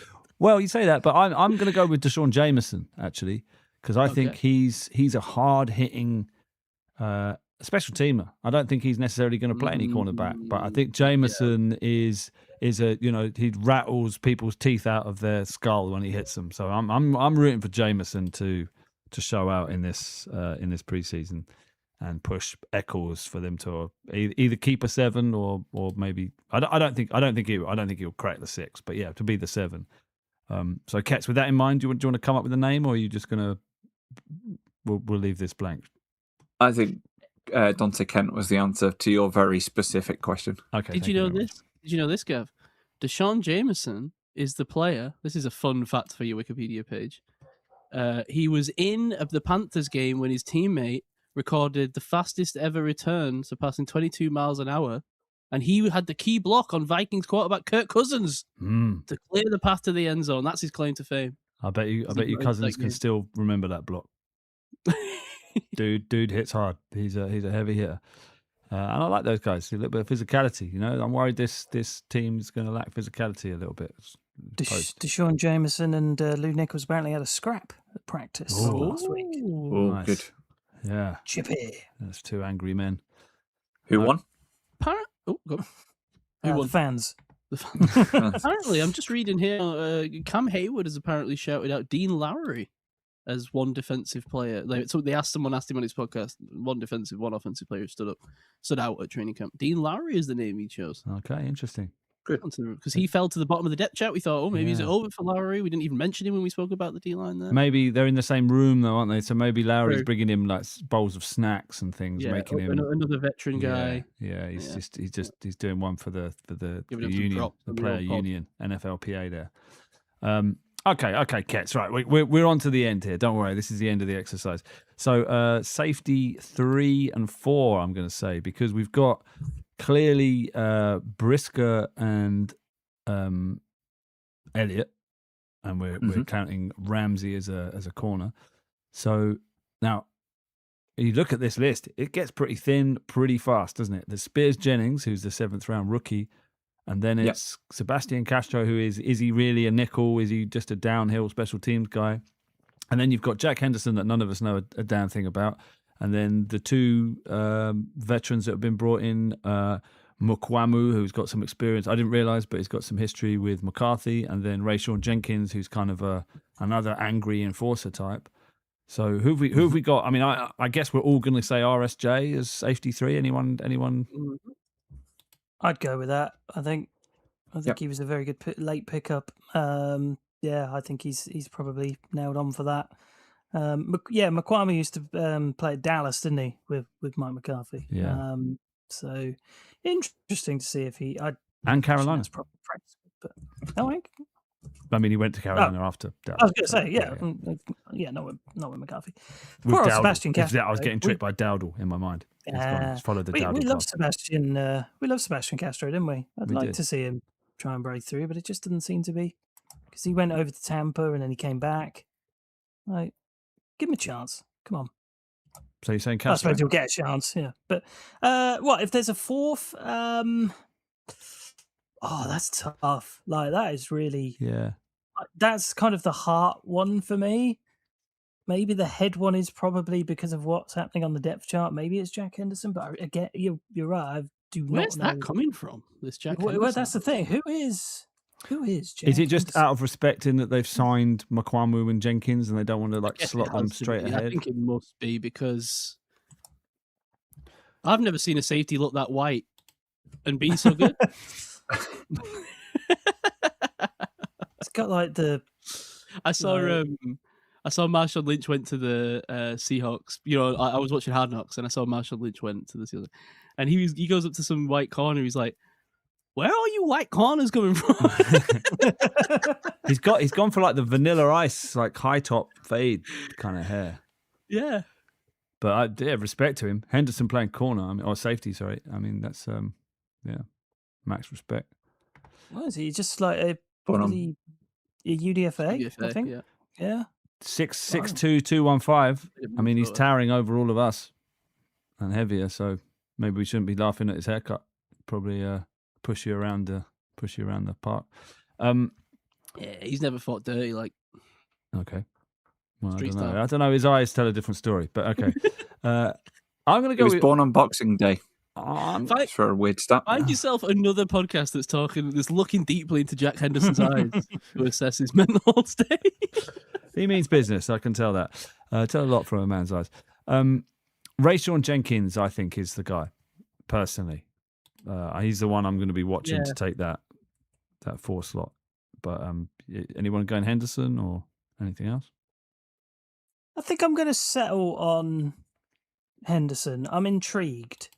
I'm pretty intrigued by what we could potentially see out of him. So he's young as well. Maybe he's got a point to prove.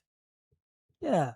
Give me Jack Henderson on this. I could be wildly wrong with this, but I'm with Gav. I just think they want some veteran presence there. If they're going to bring Robert Spears Jennings and 2 dudes that one was just injured and one's never played for the Steelers before, I think they probably want a guy that's played. It's just a very light room, right? We've said it. It's the most shallow room we have.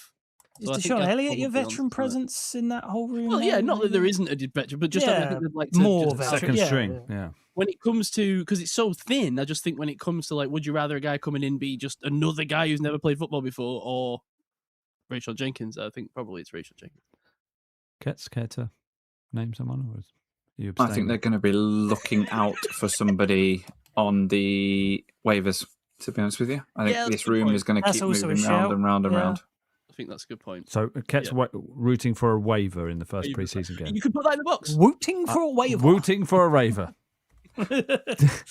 I am wooting for my waiver. Okay. All right. This is a squad building exercise, but it doesn't necessarily mean that guy is on the roster.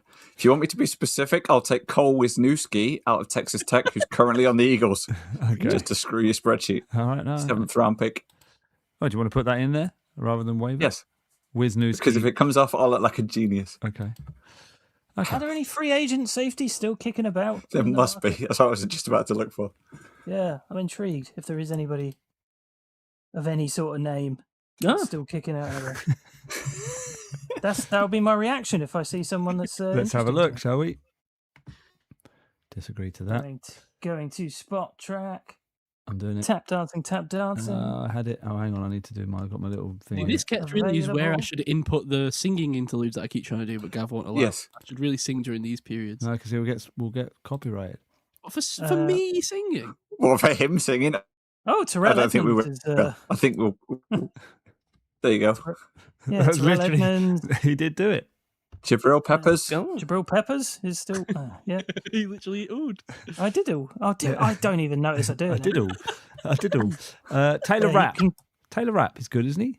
It's funny because that's nearly the guy I brought up as the whitest safety I could think of, even though he is not actually white. Oh no, Harrison Smith, white, right? Yeah, bring in nearly 38-year-old Harrison Smith. Yeah, Jordan Poyer. I'm just Jordan Poyer. The white ones. I'm just like pick the also no, white. That's the problem, right? There's no names that we can bring in. We can't bring in Terrell Edmonds for obvious reasons. These are all box safeties, aren't they? Yeah. But apart Jimmy Ward there at like 305. But yeah. I think this is the issue, and I think Madden players will tell you this, right? Is that there is no free safeties on the market. Yeah. Why do they not? Sorry, go on, Kat. They're just more valuable than strong safeties. Because I don't know if we specifically will play what you guys perceive as a free safety. I think it's going to be a very fluid system. It's going to be people moving all over the place, trickeration. There's going to be a lot that happens. So maybe you might get someone who's got more of a corner skill set to play centrally. You might get someone that's moving out wide, moving inside. I think there's going to be all sorts of stuff going on. So I don't think you will have someone that will just stand there deep and wait to see the play develop in front of them. I think it's going to be a very different scheme. I think there's going to be a lot that looks very foreign to a lot of us in terms of this scheme if we just watch the Steelers for many years, because it's going to look different. That's a great point, because the Steelers have played a lot of single high with an extra guy in the box to stop the run, and Patrick Graham seems to prefer cover two with two safeties, and perhaps you don't need a traditional free safety. Perhaps you're right, but I'd still think you want a guy with range and that can cover. And especially it doesn't help you put a guy in a box. That's the trouble. But it does. It's fine. We can do that. But I worry that if you're wanting to roll Ramsey down, then you need someone to roll back, and who is that guy? That's all. Yeah, it's a fair question. Right, well, that's the end of my exercise. I quite enjoyed that. Thanks for playing along. Sorry, Ketts, for pushing you around as usual. But if you're not going to play ball, then I'm going to have to force you to put a name. Sorry, that's just the way things go. Force you to play ball. Yeah. Oh my God. Yeah. All of this will be completely irrelevant when these players are probably waived before the game even happens. No, but this cut next week. This is to give us horses in the race, right? A stable of preseason boys to might well be breeding. Yeah, it might well be breeding. Now, who are we most looking forward to on the Packers? Well, this is what. Yeah, that's well done, Mark. Let's go Packers on. 53-man roster. Let's go. Right, Packers RB4. Who are we looking at? Pierre Strong Jr., Martinez, or Jaden Nixon? I don't mind being mocked, but it's actually a very good question. We just lost Mark, I think. Oh man. Someone fell off the chair on that one. The game is at Acrisure, right? But I'm going to put Lambeau Field up there just for fun, just because we're talking about the Packers for a second before we get into their depth chart. Questions seem to be O-line depth, edge depth, wide receiver depth, running back 2. You mentioned running back, the cornerback battle, kicker, and returner. That's their positions they'll be watching for. Ooh, kicker. Yeah. So Trey Smack. Yeah, Smack's the guy apparently, but Smack, yeah. But Back on the pack. But the one I'm most excited for from a fantasy perspective is running back. Obviously, what's happened with Josh Jacobs? He's had some trouble, hasn't he? Punched his wife. Yeah, he's allegedly. the suspension is coming downhill, isn't it? I think. I believe no, not this season. I believe he's going to be totally fine this season, as I understand it. Really? Yeah. Okay, I thought. I mean, who knows? The NFL moves in mysterious ways, but if as someone that just like has Pat McAfee on the background and Ian Rappaport's always just spouting nonsense, I'm sure I've heard him say that he's going to be totally like. It doesn't seem like there's going to be any. I think what it is that the investigation isn't going to come to any kind of conclusion while the season's going on. I thought the NFL won't get involved. I thought in the last couple of days he might miss the start of the season, but maybe I'm. Oh wrong. really? Oh, maybe Yeah. I don't know. Yeah, maybe. In which case, who is their running back 2? And that running back 2 will be the kind of lead back in this game, I'd have thought, because they've got no need to play Jacobs, right? We know he's the best back in that building. Yeah, so that's what Marshawn Lloyd. Mm. Yeah, with smatterings of probably Pierre Strong in there. So yeah, And Chris Book's a decent sort of third down back, listed as number 2 on our lads, but it's Marshawn Lloyd. Yeah, he's getting buzzed, man. I would love Marshawn Lloyd. I've been waiting. I've been waiting for the breakout. Everyone. I've been stashing him on various dynasty rosters for a while. Serious speed that guy had for LSU, and he was your red star, wasn't he? In the draft? Yeah. Love Marshawn Lloyd. Was drafted him every year until I was like, I can't do this anymore. Although that's probably. I mean, what year was he even drafted? It feels like forever ago. It probably was 2 years ago. 24. Yeah. But he's had 2 years of IR, hasn't he? He came in injured, came back, played like 3 snaps, was injured again. But I'm expecting to see a lot of Lloyd, and I'm quite looking forward to it. And it'd be interesting to see how the backup defensive line grouping for the Steelers can cope with Lloyd and the rushing attack. That's an interesting one to watch. NFL still weighing suspensions for several players, including Puka Nacua, Josh Jacobs, and Tyreek Hill. They're not going to suspend Puka. They're going to Australia in week 1. What's Puka done now? I missed that one. Oh, he bit a woman. Oh, yeah, he bit a woman. I forgot about that. I was still thinking about the Jew thing. But no, it's just the bit a woman thing. I don't know. Yeah. And then another interesting one for the Packers is it seems like Golden and Reed are dinged up, might be held out. Oh, really? Yeah. Golden as well. Oh, that's a shame. Yeah, it is a shame. And maybe they won't play Watson either because he's had a lot of injuries, hasn't he? And clearly they're number 1, the deep threat, the most dynamic player they've got.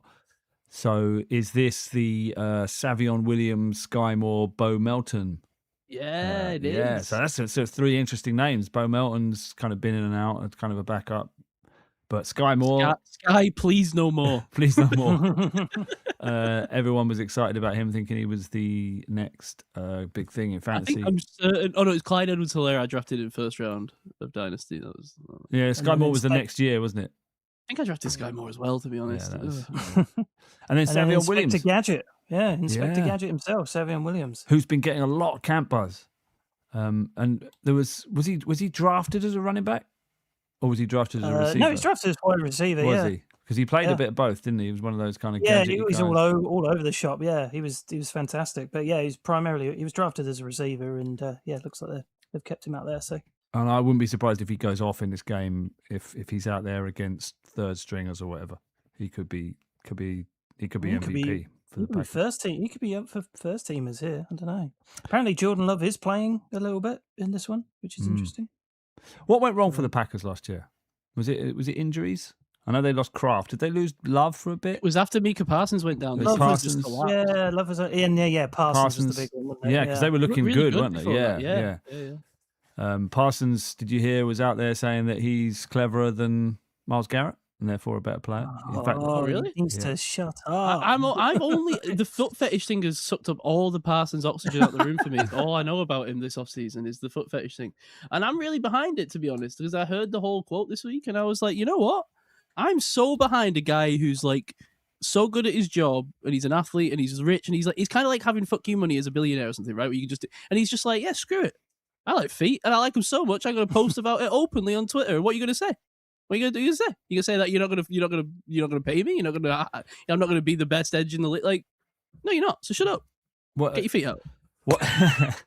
Well, that's the thing about people with a foot fetish is that feet are often out, so you don't have to pay for it. You don't have to go to strip clubs or look Right. at it. This feet Ease of are access. there. So when And he's choosing already- a fetish, that should be one of your earliest considerations. And is he's ease of already access. well versed at edging. So there you go. I think it's no surprise who I'm most excited to see in this Packers team. If you look around the depth chart, Mr. Chris McClellan in the defense, my guy, my red star of this past draft, and with a couple of the senior players apparently not practicing as much, it sounds like he has had a very, very good camp. And should be run out there quite early against us. So, yeah, I am very intrigued to see how McClellan goes up. If Zach Frazier is going to play some snaps in this one, which I imagine he probably will, then that will be an interesting battle in the middle there. Yeah, very excited to see how he gets on. He's definitely my one to watch for this one. Dennis Sutton as well is on this team as well. I forget. He was my Red Star edge as well. So, yeah, excited to see those guys. But the edge depth is a concern, as you say, Gav. I mean, what is Lucas Van Ness? Did I say it? I was thinking it. Did I actually say it? You did say it. You did say it. Yeah. Oh. Did I say it in the build-up? Okay, yeah, you'd be absolutely right. Go ahead. Well, no, yeah. I mean, with Micah Parsons down, I mean, Lucas Van Ness hasn't become the player that certainly me and Cy were hoping, but generally the Packers were hoping. Then what have you got behind him? Brenton Cox, Baron Sorrell. Then you got Dennis Sutton, who might be able to come on there. Hopefully he can. But yeah, it's just a Colin Oliver. You're a big Colin Oliver guy when you Gav in that draft. Yeah, a while ago, yeah. Yeah, 25. Yeah, was that last year? Oh, last draft. Yeah, okay. last year. Yeah. Time moves fast. Yeah, sleeper for you, wasn't he? I think so. Yeah, he's a big dude, wasn't he? Yeah, what is he? 6'2", 240. Yeah. But you're right. That's the real position. It's not, right. It's okay. That's the real position that I think the Packers are going to be like. What's the word? Like shifting people in and out to try and work out who the hell they're going to play. If Parsons is out, Van Ness isn't performing. I don't think they've done a great job here. Do you? Like Brandon Sorrell, Brenton Cox. I mean, maybe they've hit some guys here that we don't know about, and we're going to be made to look stupid. But it doesn't seem like their pass rush is going to be that good. I mean, they've got Edge Cooper who can come down, and obviously when Parsons come back, that's a different story. But from the start of the season, pretty toothless defense, I think. We like the line, like Hargrave, obviously like him, McClellan, yep, looks solid. Devontae Wyatt, I think this could be a breakout year for him. So in terms of the line, they're strong. Should be good against the run, but yeah, where's the pass rush coming from? So I guess that's what they'll be looking at. So who can the second and third Steelers O-line sort of nullify this, and can they win the day here? I think it's a massive possible day for Dylan Cook to show what he can do. If he's going to be the going out with the ones like that, I think that's a really good test for him. So yeah, I think he could be in for a prosperous day, hopefully. So yeah, like Dylan Cook, Sorrell or Cox, I guess is their main bubble for pass rusher to start the season. Not even for who's making the roster, but to start the season. Pretty crazy. Maybe they'll pick someone up, someone that gets cut or something. But yeah, strange roster building. Ketts, who are you looking forward to seeing on the Packers here?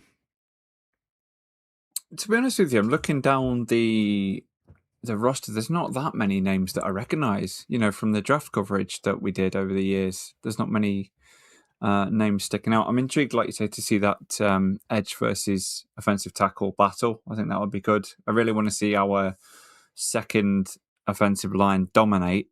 Because I think the amount of capital we've put into that line recently, I want our second team O-line to be as good as our first team, almost. I want them to be, pressing for those roster spots, or for those first team reps, I should say.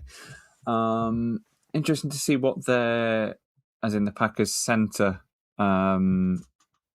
sort of role looks like. I know that was an issue for them last year. I think Jenkins Ryan last year was their center and missed time with an ankle injury. So be interesting to see. They've got Sean Raihan Jacob Monk and Dylan Barrett. So we'll see which of those kind of makes any plays and how they perform. But yeah, equally, I want to just see both of our trenches, offense and defense, dominate against these kind of second string guys on the Packers. Jordan Morgan was not great last year as well either, was he? Like, I think he was playing right tackle, wasn't he? I think. Yeah, they switched him over, didn't they? But I think Packers fans are a little bit impatient with him. I quite liked him coming out of the draft, but I think they're just kind of a little bit waning a little bit on him. So that would be interesting if he makes a start here and he needs to get out of the gates swinging. I don't know if he's necessarily in danger of losing his spot because I don't think that line depth looks. No, I think it looks rough.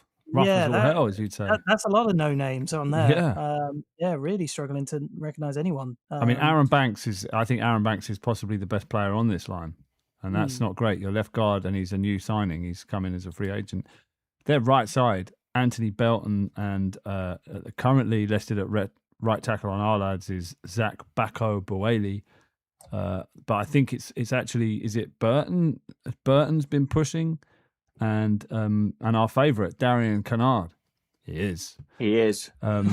So they've got, I think this whole right side of the line is a big bubble, like it's all interchangeable, and I think they'll be using this game to really settle who is the starters on that right side. So this is a chance for the Steelers to try and disrupt that and see who comes good. Maybe some of these bubble guys for the Steelers on the defensive left side can try and impress by taking advantage of some of these lesser dudes. Because the line looks ropey to me. Yeah, I mean, you're having to put 91-year-old John Williams out there, taking a break from composing and conducting to play O-line. I mean, that's not a good sign. If I click on this name and it's a bald guy with glasses, then we know that you're correct. Sadly not. It's very much the opposite. Very much the opposite in terms of hair. It's a weird Packers lineup, isn't it? Like, just in general, going into the season for them, I didn't realize how weirdly thin it is. But it's got stars on it, but it's not like, I'm not terrified by it. But I think that kind of shows how good Matt LaFleur can be at times as well, though, isn't it? Like, I think he can get the best out of some of these no-name players sometimes. So, I think it's a very intriguing test. That will be coming up against tomorrow. Any interest in Kyle McCord, the quarterback? Because I think we'll see probably quite a lot of him, won't we? Because everyone knows what Tyrod can do. He was rough at Ohio State, wasn't he, before he moved? I think we'll be okay. I mean, what Kyron Drones? Where was he? I can't remember where he was, but another one that might see some time at the back end of it. But I think we'll see a bit of Tyrod. As I say, we're going to see a little bit of Jordan Love by the looks of it, but I think there'll be plenty of Tyrod to go about. Kyle McCord, I'm not so worried about. Virginia Tech, that was it, Kyron Drones. Yeah, I'm not massively worried about that kind of back end. Again, it's only preseason, but I'd like us to be able to contain Tyrod. See what our guys can do on him, but other than that, not too fussed. Do we think Jordan Love is not really I'm kind of lost with him. He's boom or bust. What would you say is his style of quarterback? What kind of quarterback is he similar to? Because he's not a running quarterback necessarily, is he? He's kind of he's a bit of like a gunslinger light. Like, he's not quite as crazy as Ben, but he's got the arm. He can do that stuff. He's a bit of a playmaker when he wants to be, but he can also kind of run an efficient offense. I quite like Jordan Love. Is he like a run and shoot off like quarterback? I.e., he's almost like that kind of Baker sort of mold in that he'll boot out and pass around and spread it about a bit. And then is that him? Is that fair? Like, I'm still trying to work him out. I would like it. Honestly, I think he's more like a light Ben kind of thing. That's more like how I view him. Like a big guy. Play breaks down and he's not trying to play out of structure, but when he does so, he does it more from a kind of he's standing up in the pocket and walking into it and trying to find, like, I don't think he's so much he can scramble. He's not a scrambler. He's not like kind of not a scrambler. No, it's what I mean. More of a kind of like reset the pocket and stand strong. Yeah. Like a kind of poor man's Warren Moon, maybe. Like, sort of a pocket passer, but not a statuesque one that can reset the pocket and then is committed, jams his cleats in the ground and makes the pass. And sometimes it's good and sometimes it's bad. Because he's not particularly mobile, is he? But he can move the pocket. He's not like a running quarterback, but he can. He's accurate as well. Well, at least I don't know what the percentages are like, but I mean, he can hit like the really tight window. I'm often impressed watching Packers games with some of the specific throws he makes, like and how tight he gets some angles in. Some of the deep balls he makes are very, very tasty. Is he inconsistent accuracy? Probably. Maybe it's a short game issue. I think he's probably more of a quarterback who's suited to like kind of a mid-range offense. He's kind of slightly conservative, isn't he? Like he wouldn't take any kind of high risk throws. I don't know. I don't think so. I think he's quite. I think he does. I think he can willing to push the ball downfield, and he's quite. And that's what I mean. Like he doesn't mind like hitting. I think everyone says like the Packers have like 3 wide receiver 1s or 3 wide receiver 2s and no wide receiver. I think it's because he like just does a good job of like kind of executing regardless of who's in there. Interesting here. Yeah, it's 22nd in last season in time to throw, which is, holds the ball too long. Yeah, maybe. He holds it a while, and he kind of lets plays develop a little bit longer, I think, than a lot of the offenses we've gotten used to that were very dink and dunk in this period. Yeah, but then 8th in ADOT, 9.2 yards average depth of target. So that he is trying to hurl it deep. Yeah, according to this. So he runs around a bit, resets the pocket, hurls it deep. I really think, I'm struggling to think right now, if you had to give me the quarterback that's the most like Ben Roethlisberger in the league still, I would think it's probably John Love. That's a good comp. I've never heard that before. That's interesting. I'm not saying he's necessarily Ben, but you know what I mean? I just think that's he's the closest guy in style still in the league to what Ben did. Ben Light, yeah. Yeah. Interesting. In a way. I think some people would say Josh Allen is a bit Ben Light, but... Oh, maybe, but I think Josh Allen, the kind of the power and the run game and stuff, it's too integral to his game. I think to be Ben, I think he's his own thing. He is his own thing. I think I think he used to be kind of more Ben regular, I think he has become sort of his own thing. Obligatory shout out to the Irish punter Daniel Whelan as well, just for Mike there, for Mike's sake. Top of the day to you, Daniel. Oh no, exactly. There it is. You know when you regret doing something immediately? Nowhere fucking near it. Oh, no. Don't even think that guy was Irish, but yeah. I've never been good at accents. I'm trying. We know. It's what held back my acting career.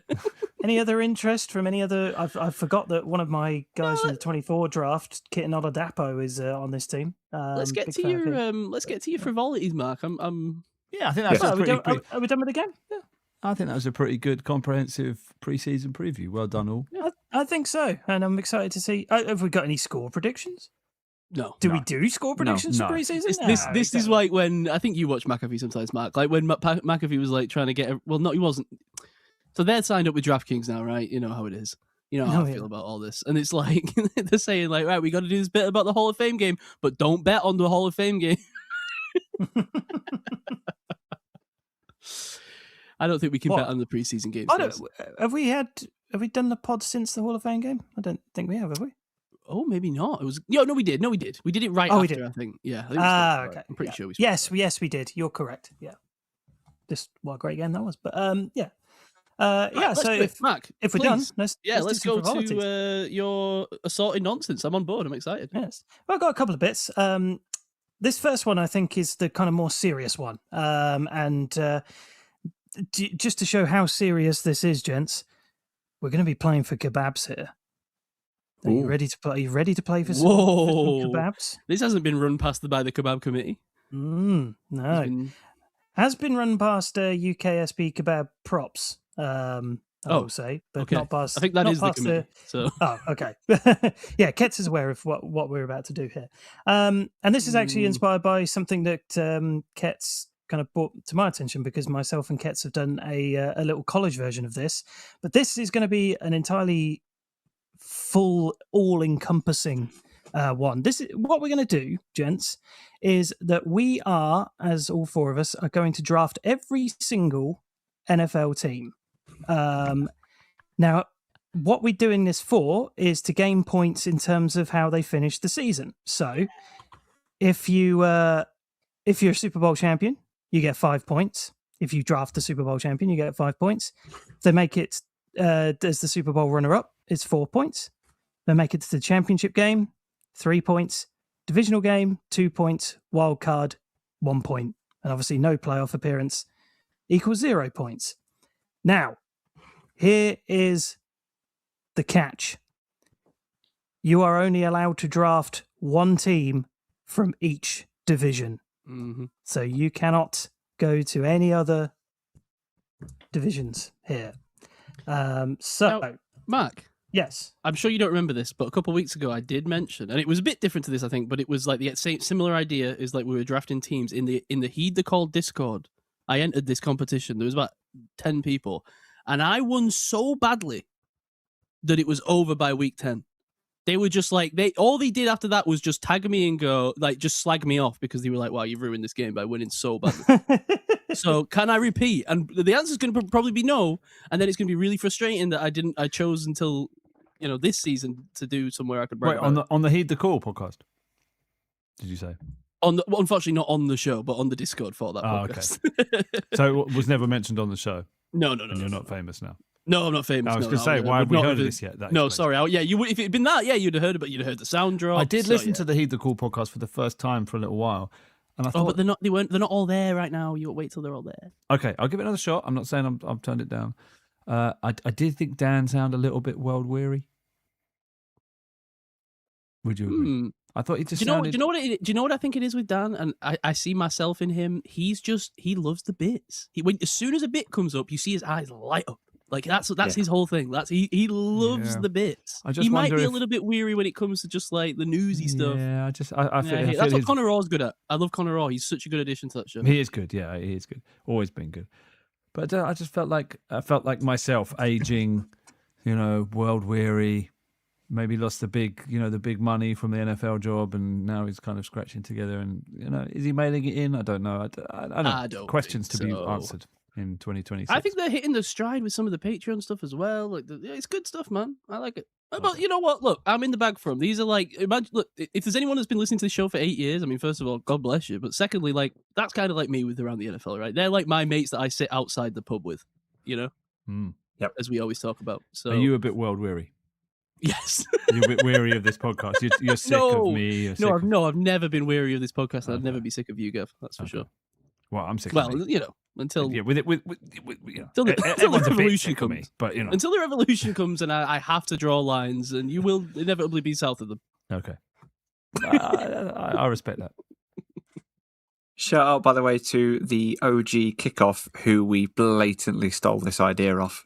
Yes. Mark and I did the college version of this.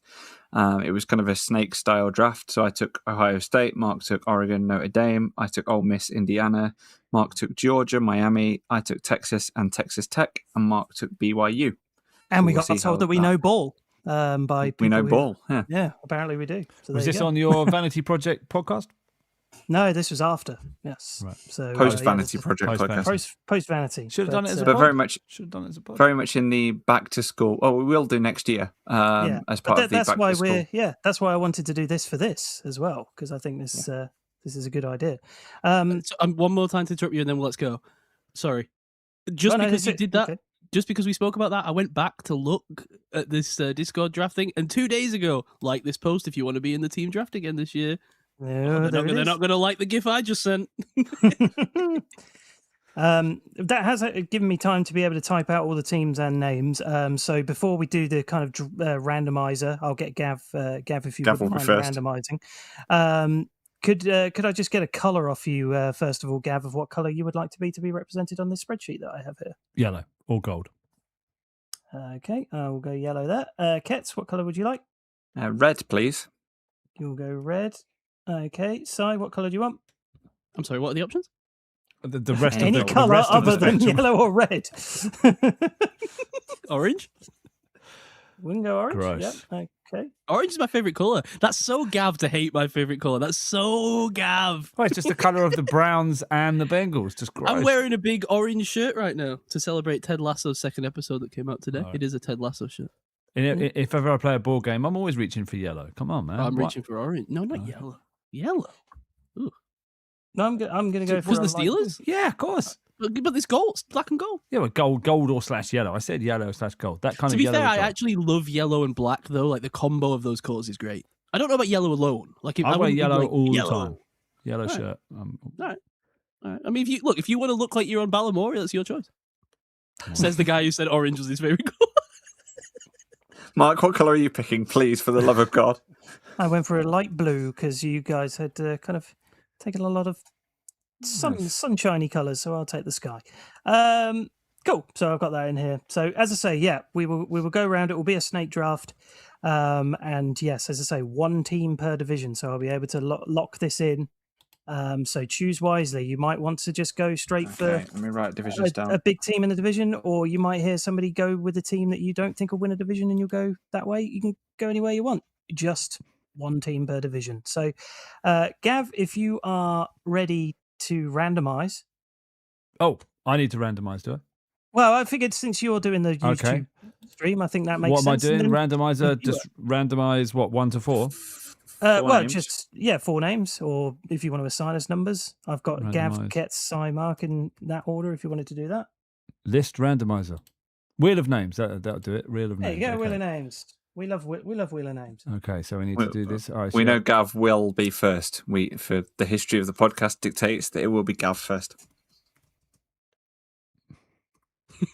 This has been Alright. established over many years. I've not done this before, but let's click to spin. Si just showing us that he's a ball knower in the chat, but here we go. And it's coming up. Simon.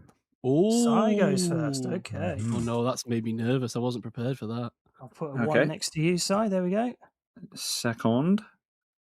And it's the snake draft, right? Snake Snake draft. draft. Yep. Yep. Okay. Second is. That is me. I am second. There we go. Okay. Wheel could be faster. I'm not going to lie. Okay, Mark and Ketts. On the YouTube, I'm still seeing that Simon has just won.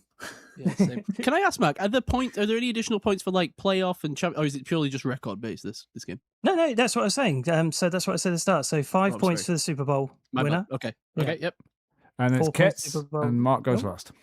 Wait, so we don't get points for the records? Are you scoring the No, records? no. This is all. Oh, I see. Okay, Yes, this right. is all Outcome just of the for season. making the playoffs. Yes. Again, sorry, I was probably assuming wrongly the scoring was like the other game that I played, so I was thinking no, it was like the different- records were added up. Okay, right. different scoring here. So as I say, Different game. 5 for So that 5 does- for winning that- the yeah, Super Bowl. That's interesting because Yeah. that really changes my strategy. Because in that game, obviously, I was trying to target teams that would definitely win 13 games. You know what I mean? Like, but this is going to Yeah. be just Super Bowl. So this is okay. Yes. best run into the playoffs, right?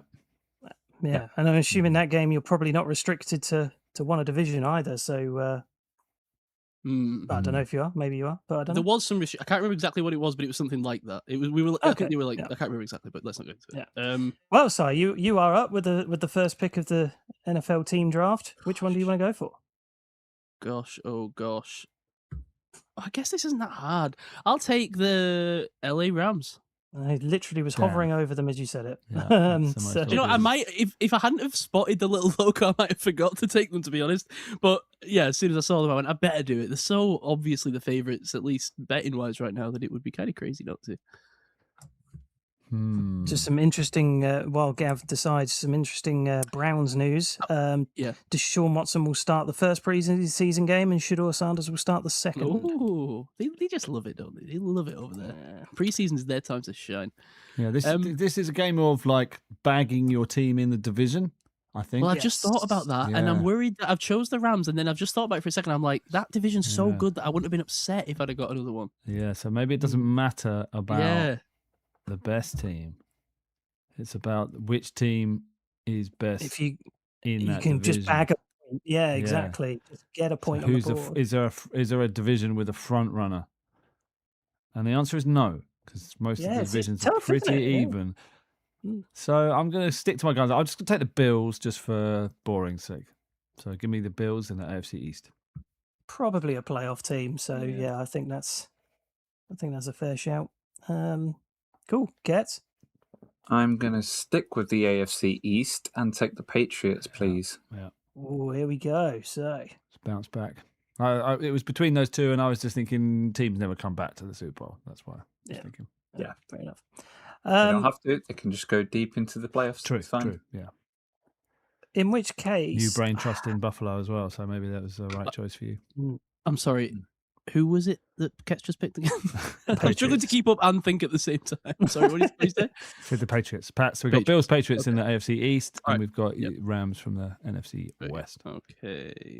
Oh, so point. I need It's to your write down what turn now, teams have been chosen, okay. haven't I? yes. So I snake, and I can tell you now if you do pick one. Obviously, I've got it in front of me here, but now that I snake, I'm going to take the Bears. I'm going to back up what I said about how strong I think the Bears are earlier in this preseason, because I do think they'll win that division. So I'm going to take the Bears, and then I think I'm also going to take the Seahawks. It's the Super Bowl reigning Super Bowl Yeah. champions. I think they'll make it back to the playoffs. Great They might value. not win that division, but I think they'll get into a wild card spot. So, yeah, I'm going to take the Seahawks. So the Bears and the Seahawks for me. So it goes back round to Ketts. Draft tactics really coming in here. I like this. Yeah, I think I will take the Eagles in this spot Ooh, in the NFC East. fair enough. Good Strong. choice. I'm going to bag the 49ers from the NFC West. Thank you very much. Leaving Ketts with the Cardinals. Ketts has to take the Cardinals. Okay, I might have a couple of questions. A lot of things have been said. Has anyone taken the Broncos? No. No. Okay, all right. Not taking them, just noting. Okay. Has anyone taken the Eagles? Yes. Yes. Ketts Okay. Ketts just took took the it. Eagles. But no one else in that division. No. No. Okay. Lone Star. I'm gonna take. The problem is I didn't realize Mark was playing, and now it's a long way to get back to me now. Like whoever's getting back to me is gonna. Well, you've got suck. two, right? You've got. No, yeah, I Hey, do. Yeah, you're so I'm gonna sneaky. go. I'm gonna go Jaguars Like it. and Bengals. Ooh. Oh, he's going to take the Bengals. Yeah, well, they're a bit of buzzy team at the moment. I feel like I should have What just do took you the want? Broncos, Just but I don't know. isn't believing in them? Maybe. I don't know. Maybe at my own behest there. I just don't like that AFC West. It's weird. It's something strange can happen. I thought about the Cowboys maybe. Anyway, you carry on, please. Yeah, back around to Gav. Yeah. So I'm torn between two teams here. I need a little bit of thinking time. Two divisions with no teams taken so far. Yeah, they're not the ones I'm interested in. It's going to be... Hang on. So it's either them or... Hang on, sorry. Bear with me. I know this isn't great podcasting, but thinking, cogs are turning. Yeah, think. okay. Yeah, give me the Texans. The Texans, please, from the AFC South. Okay. AFC South. Texans go to Gav. Good one. Ketts. Good. That's why I didn't want to take the Jags, because I felt like Texans were just better value. But who were they going to get back to me? Interesting. I'm going to take the. How much do I hate myself? The Ravens. Mm-hmm. I was going to say Okay. someone's got to take the Ravens soon, so well done Yeah. for doing it. Well, in that case, I'm not being left with them, so I'm taking the Steelers. Okay. Oh crap! Oh no, wait, I've got the Bengals. Yes. Yeah, you Yeah, got the I'm going Bengals. for the Browns. Yeah. All right. Well, you've got to take the L sometimes. You're gonna, Yeah, exactly. I think we're all going to end up with Yeah. some terrible team. There's built-in L's in this game. The beauty and of it. then I'm going to take the Broncos. Oh, I'm going not they to would have got back to me, but pin my flag to that mast and take the Broncos. Back to Ketts. Gav, who did you take last time? I took, Texans, was it? yes. wait, Matt, did you choose two teams? Yes, Steelers and Broncos. Oh, sorry, the Steelers. Okay, go. Broncos, yeah. It's important to write down what teams have been taken in this. Yeah, as I'm not well, gonna worry otherwise about you- No, I'm just gonna freestyle Just it. gonna wing it. Yeah, I can tell you if you it's go more wrong. my style. That's fine. Who needs a list? Okay, Yeah, if we start take, listing these teams, you will be banned, Kit. So Yeah, exactly. Yeah. okay, I will stick with AFC West and take the Chiefs. uh-oh. Yeah, I think that's a sensible. We'll see what they become, but I think that's probably the more Mhm. sensible. Is it back to Choice. me? It is, yes. I'll take the Chargers, please. I knew I got banged in the West. Oh I knew no, it. Sire's got to take the Do you know what? The Raiders are going to be like, because I played this game in, I know I said that earlier, but I genuinely played this game in primary school with the 2004 Euros. And they made all the kids do it. God. They made all the kids do it. And I just, picked the bracket or whatever. And in the group that I got banged on was the group that had Greece in. And so I chose Greece. And me and one of the kids had chose this exact thing of choices, and so me and this other kid won because Greece won the Euros. Just out of nowhere. And so the Raiders are going to be my Greece this year. They're going to win the Super Bowl. The thing about that tournament, I remember, was Greece beating Portugal, wasn't it, in the final when it was being held in Portugal, and it was the first time we saw smacked ass Cristiano Ronaldo, right? I think. But the second thing I remember about that was the dude called Jimmy Jump that would run out of the stand and jump into the goal. What happened to Jimmy Jump? He needs to come back. Remember that. We need a tribute act. Can you find Jimmy Jump online, please? I will. YouTube, I will. Bear with me. Have a bit of Jimmy Jump. Not right now, but let's carry on with the game. I'll find him later. Yeah, I'm going to say, enough vamping. It's fallen back to me. So I guess it's just not that hard for me here because I was so close to doing it on the last thing. I even said it and nobody took them, so I'll take them. I'll take the Cowboys. Yeah. Mm-hmm. 1 year they got to do it. Won't be this year. Yeah. And you snakes back round, so... Oh, sorry, yeah, there's 2 picks, yeah, so... got another one here to... Ooh. That NFC South is looking pretty empty. It is, They are... It also just looks gross, whoever you pick. Well, yeah, exactly. It's tough.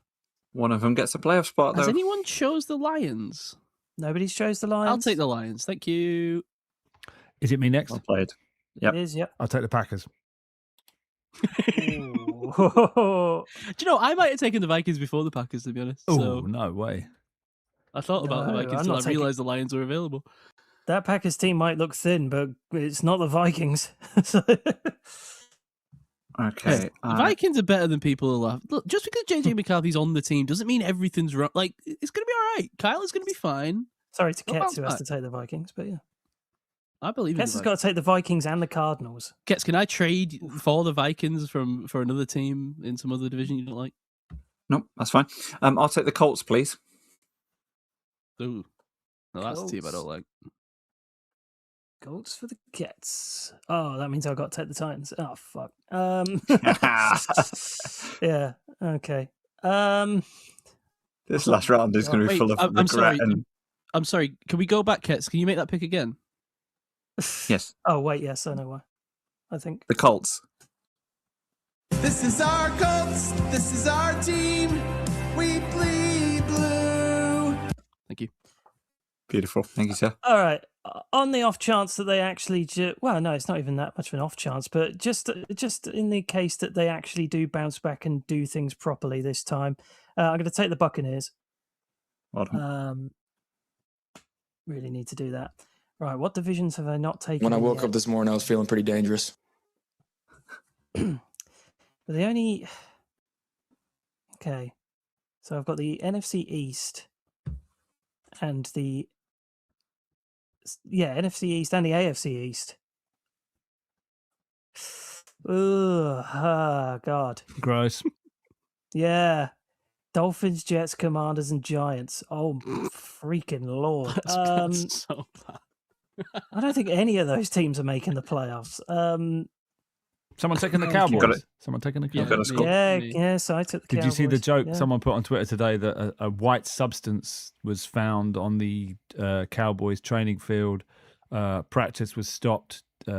Jimmy Jones was called down to the field. Police investigators were called in, but then they determined actually it was the goal line. Do you mean Jerry Jones? What did I say? Jimmy Jones. Oh, I've got Jimmy Jump on the brain. Sorry, Jimmy Jump on the brain. I've just Jimmy Jump was called in. That's one of those jokes that I think it might have been in the performance. Yeah. It's a classic of the genre, that joke. But Jimmy Jones came down. Who? Jimmy Jones, also a famous 70s racist comedian. I wasn't channeling him, but my granddad was a fan. Oh, God. Right, okay, say no more. Okay, just because of me dad, I'm taking the Commanders. Oh, God. Nice. Why you got to leave me with Giants? Oh, no, I've got the Cowboys. Yeah, you got the Cowboys. We're leaving Gav with the Giants. I'm a Giants believer. That's fine. You are, But I'm not taking weirdly. them now. Is it my I'm turn? so convinced that the No, Giants are going it's to be like Ketts. the worst team. Ketts is up now. Mark, you took 2, yeah? Yeah, Buccaneers and Commanders. Yep. Perfect. I will have the Panthers, please. Let's go there next. Well, that's a good pick. Well, That's a good pick. You didn't. I NFC think- South. Yeah. That's what I would have taken. It's Gav, you're up now. Hmm. Where's Gav got to go? He Yeah, has got to which go. divisions have I not in? I've got the Chargers. Actually, I've got the I Texans. think the only one where, because you've Is it got the to South? pick the Browns, Yep. Is it the South? I've got a choice. I've got Falcons and you've or got to pick the Saints. Giants. So yeah, it's Falcons or Saints Yeah. between. Yeah, that's all you've got left. Interesting. Kellen Moore or Stefanski? Who do I believe in? Quarterbacks. Who are the quarterbacks? Shocking or Penix versus Tua? Pennant, yeah. Tough choice. Is there anything about either of these teams where I can really choose between them? No. I have a sneaky suspicion about one, but go. Yeah. Falcons got potentially better receiving weapons, so I'll take the Falcons. Yeah. That's not where I would have gone, but okay. Yeah. No, There's That's a tough something one. about this Saints team. they're not going to win this. Wait, what do we get points? What's like the worst thing that we can get points for, Matt? Yeah, getting into the wild card. Oh, okay. Okay. So at this point, yeah, it's tough. So I think for Sai, you literally just have Yeah, to it's choose Dolphins or between the Jets. Dolphins and the Jets, and then that's I've been it. Yeah. I've been preparing for this, and I've made a statement. I, Simon Winstanley, do not believe that the Dolphins are trying to win games, and for that reason only, I will select the Jets. The worst actual team that's trying. Yes. So that kind of auto fills everything out nicely. So if we kept in draft order here, so Sai would have to take the Raiders. So I'll take Raiders. Raiders for you there. That was pretty impressive, my- side. That's not bad. Thank you. That's good. Gav would then need to take the Browns. The Browns. Although I imagine you'd probably pick the Browns as your last choice, but there you go. Ketts needs to take the Cardinals. I'm taking the Vikings first because they deserve precedence over the Cardinals. Ketts needs to take the Vikings. There you go. Vikings is a Skull value and all pick. that. Vikings Yeah. is a value pick there. So I've Skull. got to You're take. going to get me 1 point. I've got to take the Titans. I believe in Cam Ward. I mean, we keeping a book right now. We ass. Please don't be. I still swear he says we're keeping a book right now, and we are. I swear that's Okay, what he Grandad. says. I All will right, hear Grandad, that. let's get you back to the dormitory. And I've He's been not- using it's a buck at work for because I have to say 100% quite a lot. Like I'm a hundo. I'm saying it's a buck, a hundo. I've been You're trying. saying that. I'm trying it, but That's on. really it's a book. It's a book. I'm keeping a book right now. We are. That's what he says, man. No. Oh, It's a I've got to take the Dolphins. So god damn it. Then Ketts, Porpoises. you will take the Cardinals. Begrudgingly, yes. Yes. Gav then takes the Giants, who he seems to be weirdly high. Don't mind that. Scatterboo. And So they then- Expensive boo. Yep. I think Sai's got a shrewd pick at the Saints there. There's something about the Saints in that division. Can you that makes me explain think- what's edging the Saints over the Falcons? Where did I go wrong on that? I think they kind of ended the season with some momentum. I think Tyler Shuck might be serviceable. Jordan Tyson is O'Roy. That's why. Tyson, begrudgingly, as much as I didn't really like him out of college, has looked good in camp. But yeah, I just think they've Not they've- buying into the Kyle Pitts hype. He's finally going to break out. Drake London's a good. I'm not buying into any receiver. Falcons hype while they've got Penix and Tua as their quarterbacks. This is the Tua reclamation season. Have you not heard? What's it going to take from Bijan to overcome the quarterback situation? 'Cause Exactly. I They've think got he could skill have a players, generational man. year. They're stacked, really. But it's just a quarterback. And Tua, there's a time where Tua was okay. I don't know. I don't Something believe about in the Tua Saints. outside of Mike McDaniel, though. Maybe he was the problem all along, McDaniel. I don't think so. McDaniel's a problem because he decides to say Amari and Hampton is bad news for fantasy owners just as after just I as you friggin' think. draft him. That was not fun. Imagine being Amari Hampton and hearing that, though. Sorry, Amari Hampton's going to suck in fantasy. So, in other words, not going to have a very good season statistically. So there you Good- go. Would you like a breakdown of? Yeah, your good team game, good again, or- game. Yeah, Yeah. well, yeah. We'll follow this. Yeah, That's I why you won't, keeping I track won't of the break points down, here? Yeah, I've got it all saved on the All right, spreadsheet here. I'll share that spreadsheet out to you. Now we need guys to make a and, note now to revisit this when the Super Bowl ends and say who wins this game. Definitely. Yes. Right. Do you want to get into Jimmy Jump and then get out of here? Yes. Okay. Let's. Nope. We have an alternative game. Oh, I have another game. I have a very Let's quick go to quiz. the second game. Second game. Second game. Yes. Game Oh, it's more of a change. quiz than a game.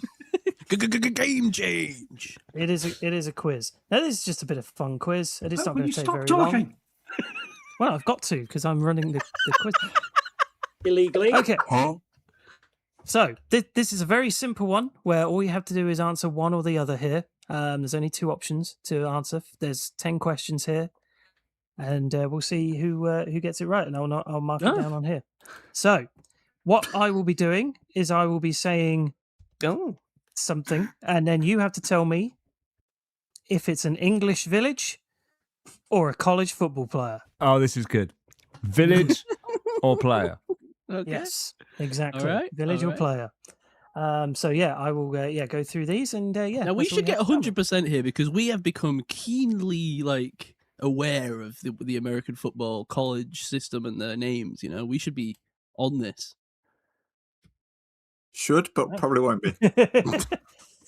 Well, I will mark your answers down here as well. I've got them. I've got the list ready to go here. See how many. So you hang get on, right. there's 3 of us, 10 questions. We can answer a total of 9. So is the last one a tiebreaker? No. It's not one. You don't answer. You're all going to answer all 10. And I want to. Oh, okay. Got you. And I'm not going to give you the answers until all 10 are done, so you can't figure out That's if there's a idea. pattern. Okay. Yeah. Okay. So, number 1. Oops. London Hill. Gav, London Hill. Oh, I've just done something weird on the stream. London Hill is none. That's a Sorry. village. That's a village. Gav believes that London Hill is a village. Ketts, Player. player for Ketts. Si, Village. village. Okay. His answers are locked in. I'm just watching the YouTube stream and all I'm seeing is just the desert. zoomed There was a in. weird moment where I went "Rah," and something weird happened. So I apologise about that. What is going on? It's back. Okay. Number 2. I'll start with Ketts this time. I did like some Brat- weird zoom scroll across the desert. Yeah, it was, I just love the idea that someone sees us on YouTube and goes, "Oh, YouTube, a Steelers podcast. I'll check this out," and clicks on it, and our latest viewer is just seeing the upside down Earth. like scrubbing in along space. the Mojave Desert in super high pixel madness. Apologies. That's okay. It's hard, it's just freestyling. I'm trying to come up with interesting graphics to correspond, but I don't know where I go with the village versus player quiz. I'm a bit lost. Just let it breathe. Yeah, I've zoomed out on planet Earth. It's fine. Greenland's upside down. It's all good. There you go. Ketts, do you start this Yes. one? Bratton Fleming. Village. Okay. Si, Bratton Fleming.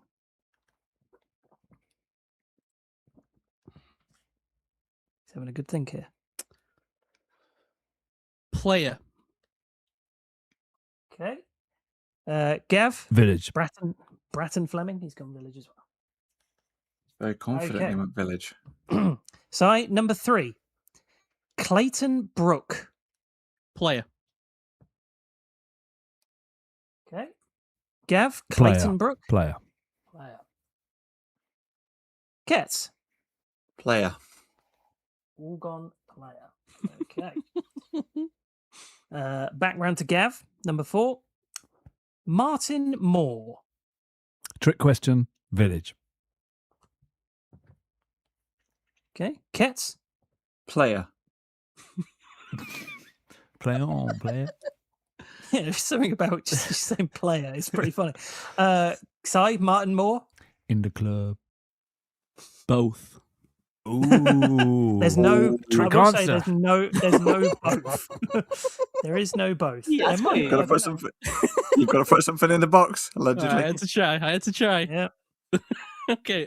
If I had to choose one, I'll say You do. player. Player. Go. Player.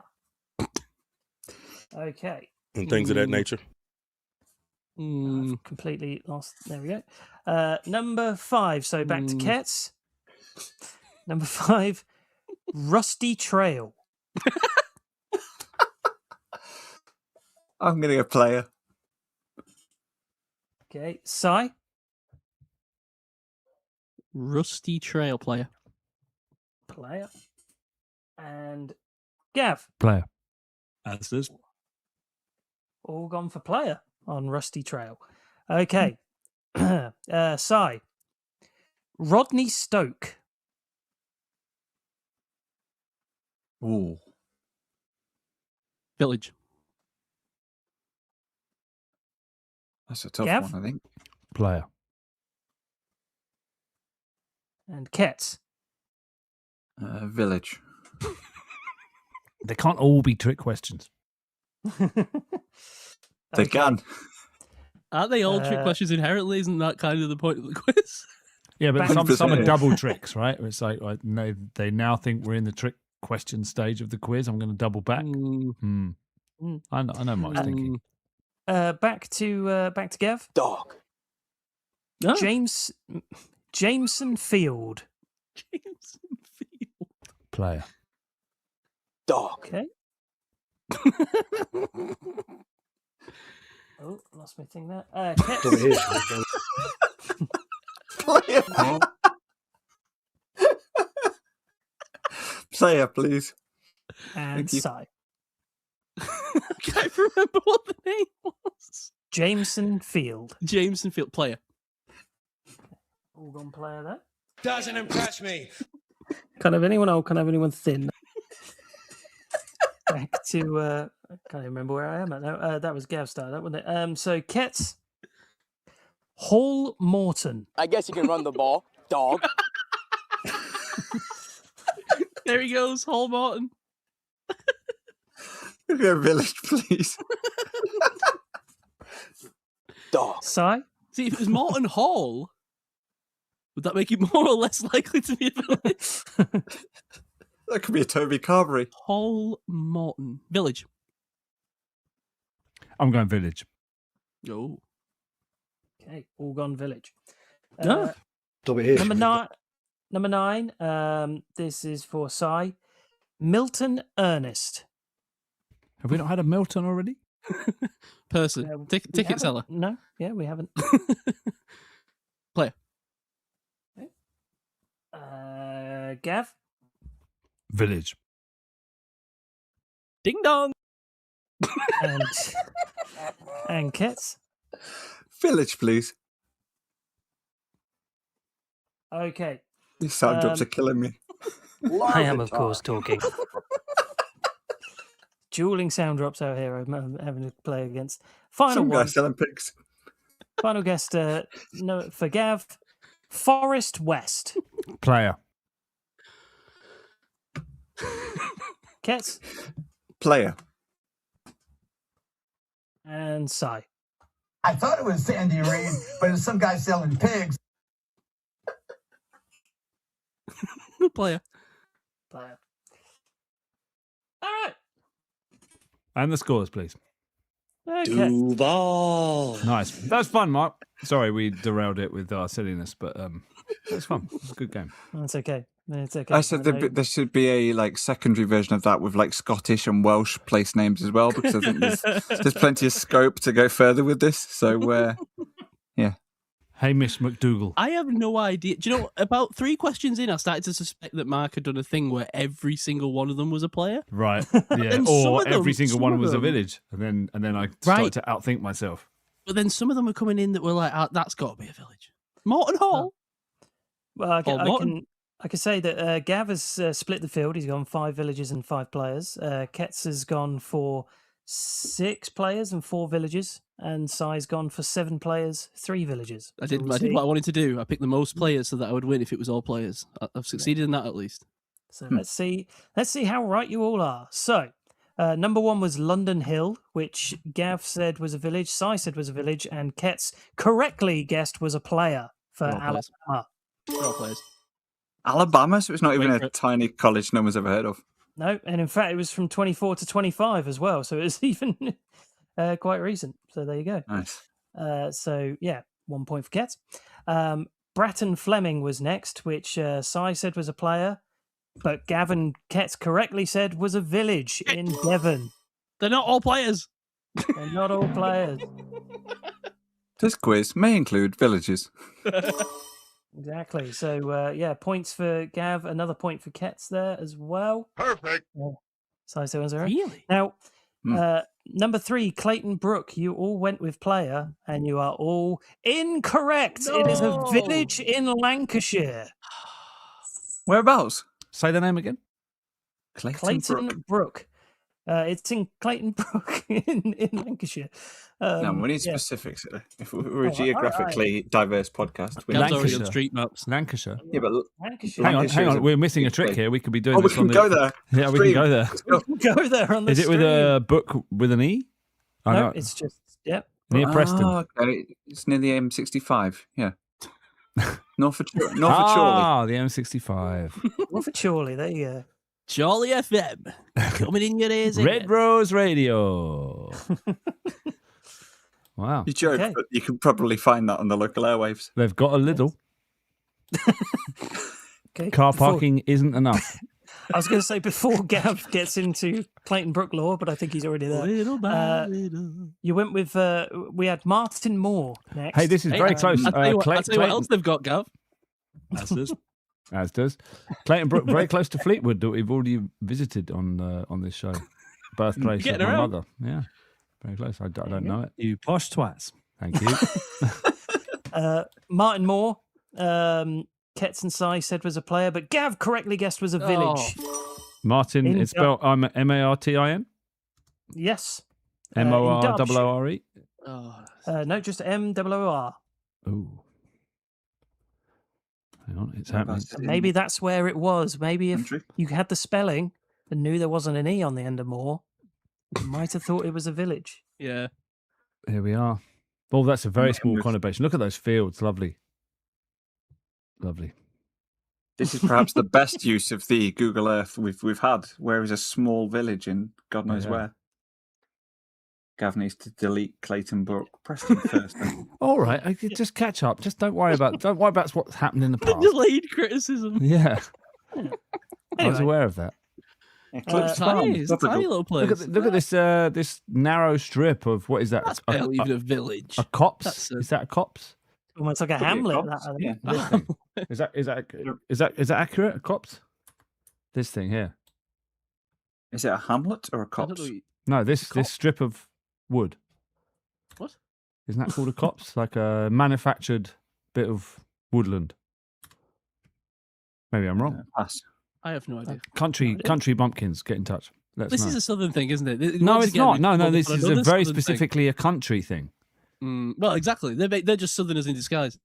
Because there's copse and there's coppice, and I think coppice is a form of pruning, and a copse is a small wood that's among farmland. But I could be wrong. I think that is a copse. A copse is a small group of trees or bushes growing very close together. It often refers to a small wood managed by cutting trees near the ground to encourage thick, new-stemmed growth. Right, so this is man-made, isn't it? That's not naturally. This would have all been trees, right? And you can see there that this is manufactured by humans. Anyway, okay, so far this isn't the point of the quiz. Carry on. Do you know when we like sort of get we sort of question now? Why is this show suddenly 3 hours long every week? This is potentially. Never questioned that. What are we going to? Number 5, Rusty Trail. You all guessed that Rusty Trail was a player, It's got and you were indeed right. Yes. Played for Memphis. Position? I don't have that written down here. I can't remember what it was. I only just wrote down the college. So, yeah, there you go. Rusty Trail, the player. Now, number 6, Rusty Rodney Trail played quarterback in 1987 to 1989, There you go. and he played in Oh, a- so they weren't College even active. They were. I was thinking they were college football players, like Yeah, me actively too. college football players. No. Oh, well, that anytime, expands the scope. anytime. Ooh. So Rodney Stoke, you had a slight mix here. Gav went with player, but it is in fact a village, as Ketts and Sai correctly stated. You just call that back. It's Needed a that. village in Somerset. Somerset. All right, My Give me lover. charter. Look at this. Solar farms. Adequate parking. Weren't producing gigawatts during the eclipse, were they?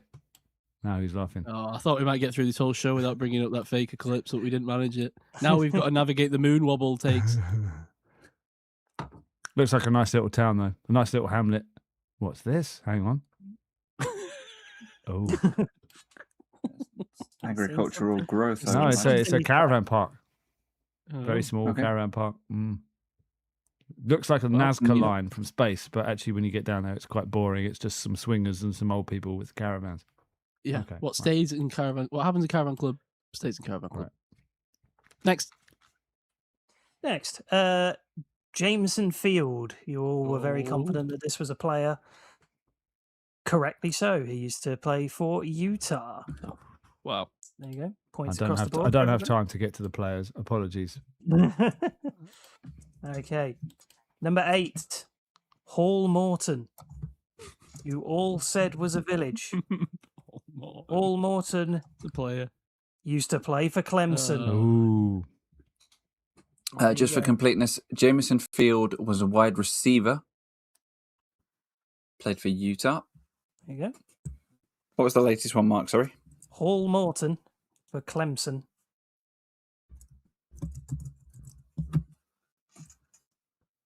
And Bit Hall of Morton, typing noise there. 2018 to 2019. He is now a commodities trader at Stickland Inc., according to LinkedIn, apparently. He made it. was, in college, a defensive back, 5'8", 180. There you go. Hometown, Birmingham, Alabama. His headshot so full of hope. Didn't realise he was going to be selling insurance or whatever it is he's doing now. Now join the rest of us, Hall. Yes. Number 9. Milton Ernest. Si said it was a player, but it is in fact a village in Bedfordshire, Ooh. which Gavin Ketts got correct. Oh, no. Totally shouldn't have thought they were all players. Doing well here, scoring wise. Good days. And finally, we had Forest West. You all said player. I think this one was probably the easiest one of the lot, actually. It is indeed a player who played for NC State. So, having a look at the final scores, I can see He was a defensive end, 23 tackles, 6.5 sacks, 1 forced fumble. Birthplace Canton, but not that one. Canton CT. Connecticut. Also played for Colorado Buffaloes. There you go. 2012 through 2009 through 2014. 2 seasons each. Do you think any of these players know that they're being mentioned on a Not a clue. UK podcast? They're Not at all. twitching wherever they are. Ears burning. Yes. So, final scores on the doors. Si, you end up with 4 points out Terrible. of 10. Poor effort. How many were villages, by the way? It was 5 and 5. It was an That's where I even went split. wrong. Oh no! No good. Gav, you end up with 6 points. Oh. And How much was the plum? Ketts ends up with 7 points. Ketts Perfect. is the winner. Wow. Well done. Huzzah! Well Village versus done. Well done, Ketts. Thank you. Well done. Great quiz. Enjoyed that. Yeah, it was fun. Yeah, it's amazing how many. I can't remember how I even came across thinking about that, but yeah, it's amazing how much of a crossover there is. That's a great one. I love that. That catches the energy of the quizzes we used to do. We should do more of those. Yeah, Mm. true. I feel like this was just something daft we talked about. Yeah, I think so. All right, let's wrap it up, fellas. Well, hang on. We've got the Jimmy Jump section, which will Oh, yeah, will of get course. us The players out with some Jimmy Jump. copyrighted off of YouTube, but let's do it. So So this yes, is Jimmy thank Jump, you the live, 2004. 2004. So I think Euros. this is the Euros version. I've found a few different iterations of it. So this is the one I remember. Hang on, here we go. No sound, apparently. Oh no, there's music. That's why. There's Jimmy Jump. There's Jimmy Jump. Hang on. This dude with the hat, right? Runs on the field and tries to jump into the goal. Hang on, here he comes. That's like Luis you see, Figo. he's got the branded, got the branded T-shirt there, and then gets seriously wiped out. That was in the final of the 2020. Who did he throw the scarf at? I don't know. Then we've got that's the I same remember one. this. Hang on. Then we've got yeah. him jumping onto the 2004 Spanish Grand Prix. Here he is with a flag. Oh, this is like that cricket guy that appears in all the photos and stuff. Yeah, he's big in 2004. What happened to Jimmy Jump? Maybe we can get Jimmy Jump on the podcast. That'd be good. Look, he's got the website there. Look, it's evading marshals. Hey, nice cut and move there. Oh, escape bar, but then brought down. Textbook tackle there by the steward, like that. And with flag in hand as well. Impressive work. Maybe we can get Jimmy Jump on the same week we get Bumfato. Bumfato and Jimmy Jump in a death match. That'd be quite good. He's not then we had displaying him, the flag particularly well for the cameras. Then we had Jimmy Jump getting punched and decked. Look, trying to steal the World Cup trophy and getting choke slammed with the Barca flag there. With a T-shirt that again says with Luis Jimmy Figo Jump against racism. I think he might be Portuguese. But, I don't think the marshal wrapped up particularly well on that Formula One tackle, by the way. Didn't like it. It was more of an ankle tackle. Jimmy Jump is in fact Spanish. It's Spanish, okay, so that's why he's going for the Portuguese. He's 50 years old now. And then we've got him doing the Eurovision here. Let's see if he was a master. Man. This is what I'm saying. Every event was. Gav, you've worked in live events. How do people like from your position in the kind of are you guys supporting this, or are you like, oh, what a dick, like what? Oh, no, I enjoy it. Anyone that can bust the system wide open, I'm there for it. Yeah. Here he is at World Cup final. Here he is. Look, hang on. Where's this? Let's see this one. Credit to the Eurovision performer for the concentration and another angle composure. Yeah, absolutely. Yeah, carrying on. Look at this. Another a right cross to the jaw there. Knocked Jimmy Jump. Maybe this was the end. Look, and then he's knocked out there and possibly dead. So maybe this was the end of Jimmy Jump. Oh, that was it. Look, the hat was thrown like a penalty flag, and then he's manhandled by 6 stewards there. Maybe that was the end of him, and a security man. So so maybe that was the guy who's clotheslined him has shown elite edge round the edge of the Jules Rimet trophy. Let's see here. He's got just enough bend. His arm is at just the right height to go over the top of the trophy. Let's watch this in slow motion. Hang on, where are we? Playback speed. Let's go down to hang on. Let's go down to 2.5 speed. Let's watch the bend. Here we are. Here he comes. So he's intercepted. What's interesting here is he's seen the play that Jimmy Junk's make. Jimmy Junk's made a move. Look, if you watch back, look, he's made his attack angle. Here we are. Look, here are the security men just going about their business. Wait, and then Jimmy Jump appears. Here, look, this guy, ultimate reaction. So this man, fire him. This man, he's all over it. Look, he's made a move for the trophy. Look, he's protecting the goods there, and he's gone for the throat stripe. Jump is absolutely decimated on this play. Who's this guy? He's the steward that's followed Jump in. Okay, and we see some. He spots him so early. Great reaction. Yeah, really. Great reaction. Yeah, this guy is still not moved. This guy, what's he doing? He's a statue. Terrible. The positioning of the suit jacket to get round the Jules Rimet trophy is just beautiful. He's you got to say Jimmy Jump has fumbled it as much as it's a great effort by the security guard there. Great leverage. He gets there with a clear second. He slows down thinking he's there. It's a solid stiff arm, isn't it? That is one hell of a well-targeted stiff arm from the security man there. You got to say I hate to see the man win. This bootlicker has absolutely won the day. He has. Who's this guy? This guy's looking for glory here. Late comer. Yeah, he wants to get some action. He showed up. Jump celebrating in the end zone. But Jump's hat stays on in this particular clip. Watch, he throws the hat up. Keep watching. He does. Yeah. Oh no, it's the security man takes the hat. No, he throws it to try and say, "Look, I'm here." Hat's on the floor there. Hat's on the floor. Jump's getting dragged by the arm. The other man's trying to contain him. I don't know what this guy's doing. What's he doing? He's going for the feet. That's on his head. He grabs it. The guy in orange, I'm throwing a flag for roughing the passer. He's unnecessarily dived on Jimmy Jump at the end of the play. There was no need to do it. He's not thought about his safety at all. This big guy's late for the party. What's he going to do? Going to come in and throw like a sucker punch? The hat. There goes the hat. The hat's up. And he's thrown it up. Yeah, Jump picks up the hat off the ground, and then in an effort to sort of say, look, everyone in the stands, they're about to kill me. They're going to take me to the woods and put a bullet in the back of my head. I'm innocent. He throws the hat in the air. Has Jump been seen since this? Well, this is the question. These 6 men, they look like they're Guantanamo Bay prisoners, but You see it. You see his hand outside of the stewards. He just, in the final moment before he gets picked up and loses all momentum in all of his limbs, the last action he does of his life, maybe. And then James throw Bond, that red hat in the sky. Yeah, James Bond I picking up will- the hat at the end there. I will say here for you, Gav, there was an interview with him last week on the 1st of August. No way. Let's get him on the Joking. show. The week before. Let's get him on next week. So he's retired now.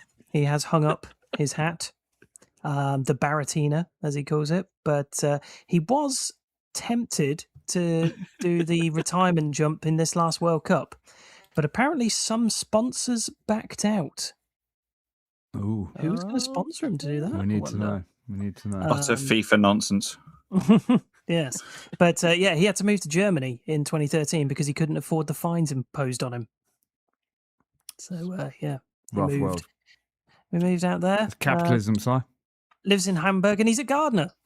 Good for him. Good He's for found him. peace. And that's, Does he know Dave? Yeah. I don't know, maybe. He often goes back to Catalonia to see friends and family and his beloved Barcelona.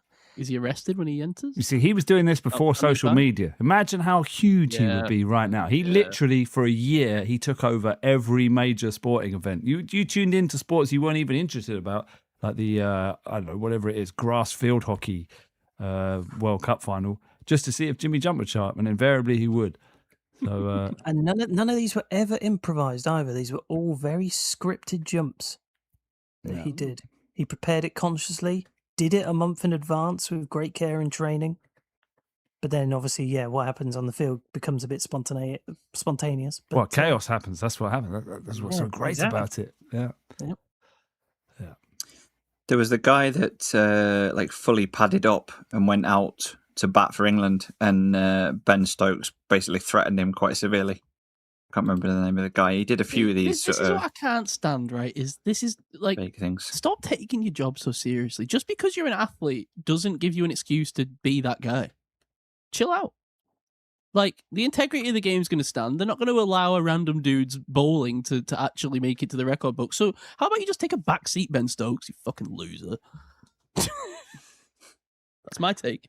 I don't know. I remember being at Palace back in the day, and someone stormed on the pitch and was running around and doing like big like, come on, I'm the man, to all the players, and the players, they're professionals. They're trying to get on with the game. So that's a bit different. I don't like when they're doing things that are like a bit like kind of in the players' faces and stuff, and then you see like an NFL player run at them and wipe up. That's kind of Well, what happened in this game is the guy was running around, dodging in between players, and the stewards got him, and they tussled, and the shirt came up, the trousers came down, and his phone fell out onto the pitch. And I can't remember, maybe it was Joby McAnuff, one of the players just casually walked over to the phone and stamped it with his stubs, cracked it, and the whole ground went, "Whoa!" That was what we like more than anything. So, justice. All right. Well, if you've ever run onto a field or a stadium or plan to do so, let us know. Let us know how it goes, how it went. Maybe we can sponsor you. Apparently, that's the thing. Well, we've just sung the praises of Jimmy Jump. We can't then say don't do it. Like he must have started small. He didn't start at the 2004 Euro Cup final. I'm sure he started. That was his World Cup final. Yeah, that was the big deal. He must have started in the lower leagues, worked his way up, beating out the competition. So, respect to Jimmy Jump. Is he pitch invader number 3 on your depth chart? Oh, he's number 1. When you say pitch invader, Jimmy Jump comes up. Yeah. The trouble is now they always turn away streaker. from them. Interesting. No. Well, no, he kept the clothes stayed on with Jump. Yeah, no, but that is still technically. It's a field invasion, isn't it? Yeah. It makes it sound very like. That's the thing. The language is very purposely chosen, isn't it? Field invasion Sounds kind of military, doesn't it? He's not invading the field, is he? How ridiculous is that? Sounds like something the Russians are doing, rather than disrupting a sport event for amusing fashion. It was funny what he was doing, wasn't it? It was a joke. Right, yeah, everybody liked it. Yeah. He didn't cause any harm. No. Anyway, all right, good show, guys. Good show. Let's get out. Sorry for boxing you in, Ketts. I know you're. That's all right. I expect it. Avant-garde, free form. in, you're not interested in being tied down to putting a name in a box. I apologise. I'm just excited for this new era of Steelers football. I actually get an offense that's competent, hopefully. Well, I doubt anyone got through all of this before the game, so I hope you enjoyed the Steelers' first preseason game. And we'll see you all next week. Follow the show at UK Steelers Pod. Follow me at I Wrote This. Follow Gav at GM Boot 'em Up. Follow Mac at Mesh NFL and Ketts at Ketts UK. Wait, is that right? That's right. Yeah, that's all I good. don't know why did I trip on that? Follow the kebab thing. What silly kebab thing? That's why Ketts is silly At kebab. UKSP Kebabs. There I we think it go. is. And we'll see you after we've actually seen some Steelers football again for the first time in 8 months. Wow. It's here, guys. Football's actually here. Amazing. Say it again, Matt. Football is back. There you go, Mark. Didn't Thank even you. need to prod him. Perfect. Don't Mate. believe the hype. Can't do that. No, we one want to anymore. believe the hype. That's the. No, We're you stuck can't. now. We can't end this episode. We've just we've got to wait here now until next week.